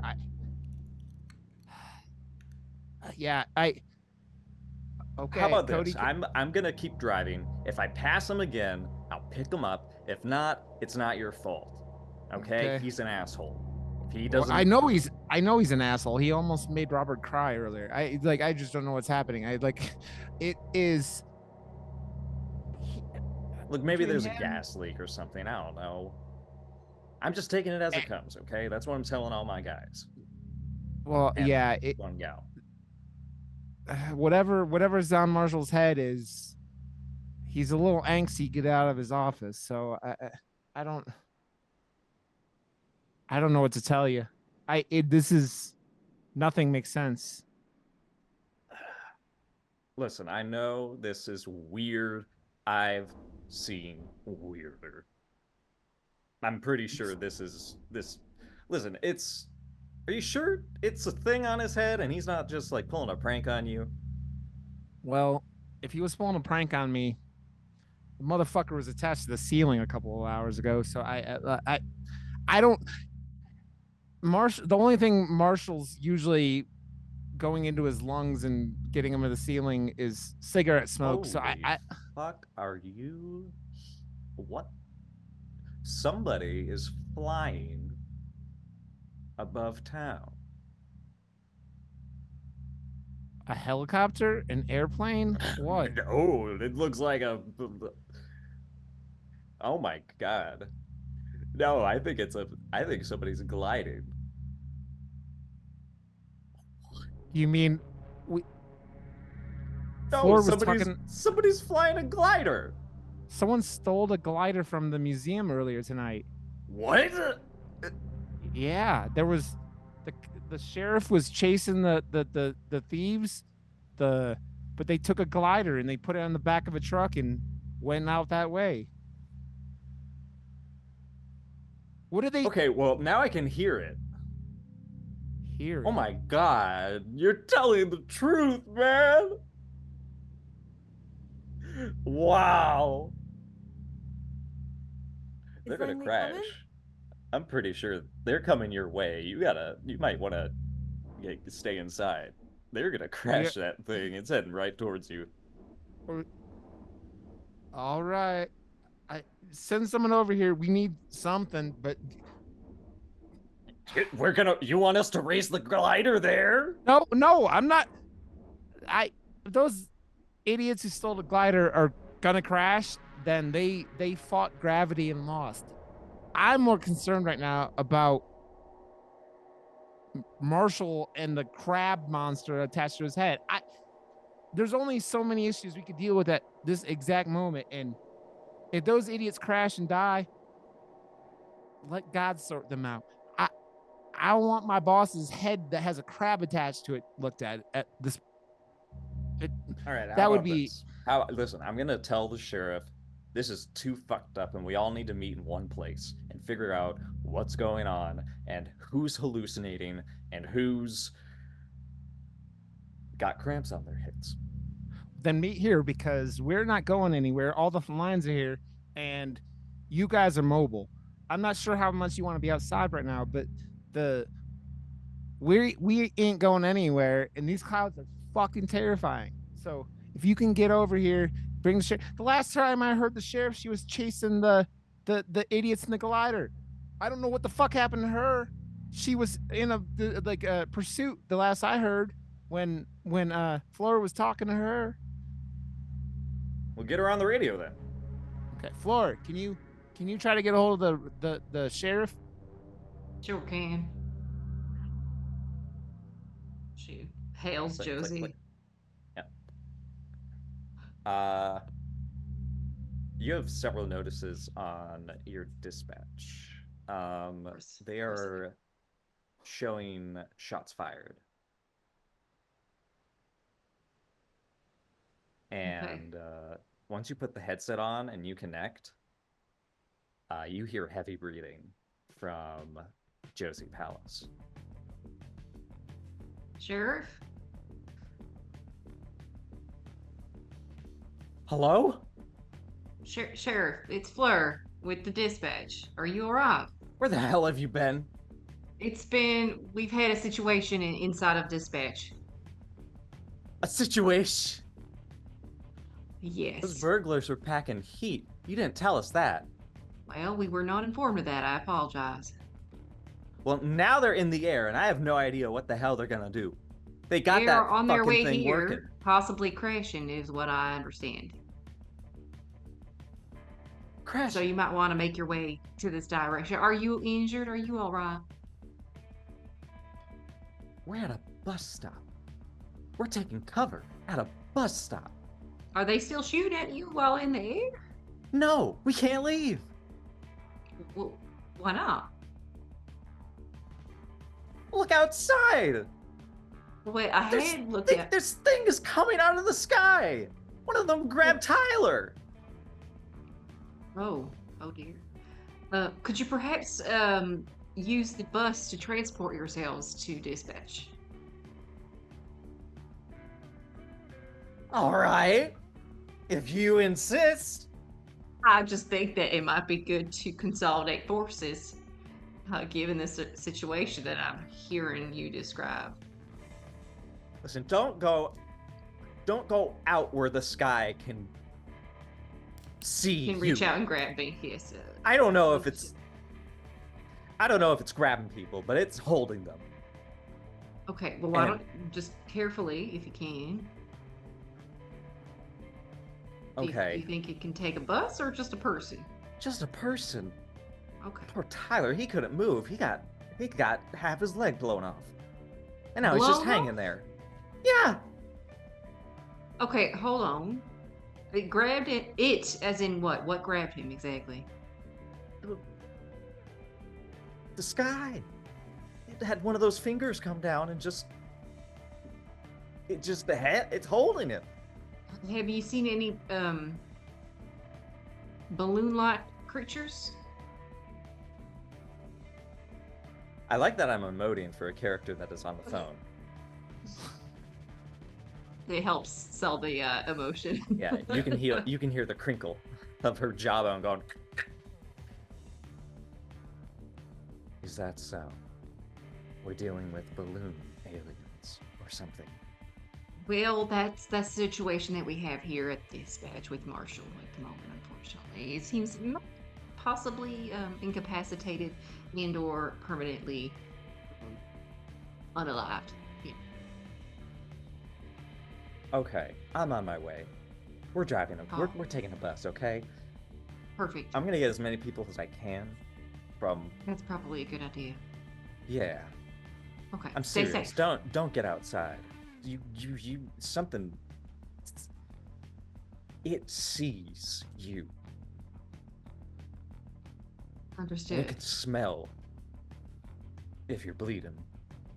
That much is clear to me. Okay, that is good to know. Good information to have. It is at that point you hear a low hum that dimly merges with the sound of the waves. And then it comes all across fire, like it's been lit up with the sun. And you realize it's not flames, it's some kind of high-powered lantern that has been affixed to this motorized glider, a construction that now is flying after several years of existing as a museum piece. Two people are sitting atop it, pursued by those ribbons, those shining, twisting appendages. And it grabs one of them. And like they were tangled like a yo-yo, they fall as the glider continues out past the coastline towards that strange firelight. The individual, a woman, screams as she falls, and although you know she's probably gonna die once she hits ground, she stops midair. It is not a compulsion of force. It is not a boing of a rubber band. No. she simply hangs, as though the forces of the universe told her to stop where she was. And she does, except for her blood. Her shoulder, in the fading glow of Wright's flying machine, is a ruin. It is pouring blood. You see that her chest is also seeping with gunshot wounds. Until this ribbon flattens, presses,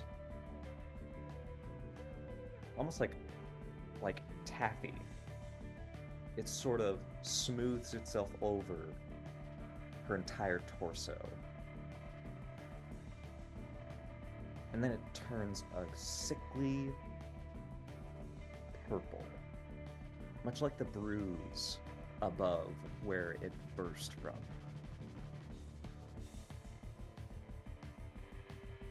And this woman slowly rises up into the sky as the door where Marshall is behind clatters, and you see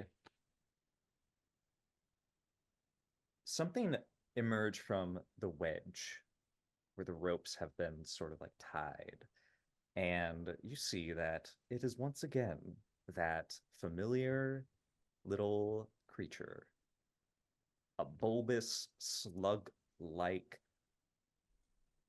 blob.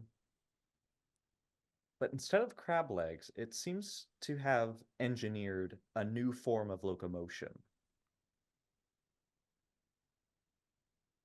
7 fingers are affixed to its underside. Very burly, hairy things. One of them has a ring on it. It begins to crawl towards Jimmy Landers. I'm going to take the spear thing, the improvised spear, and just ram it into it or ram it at it.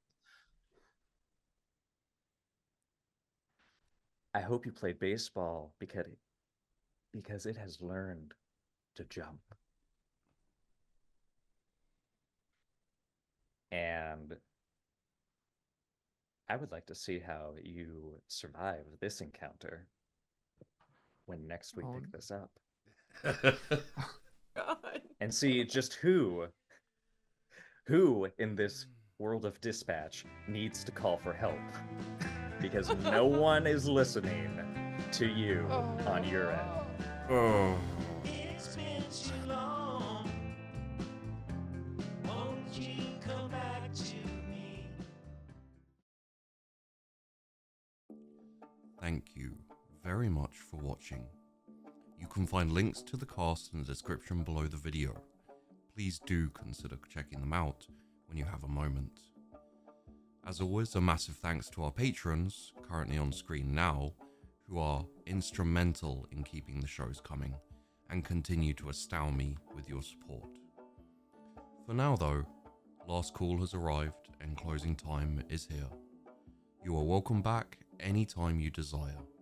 Always feel free to wander in.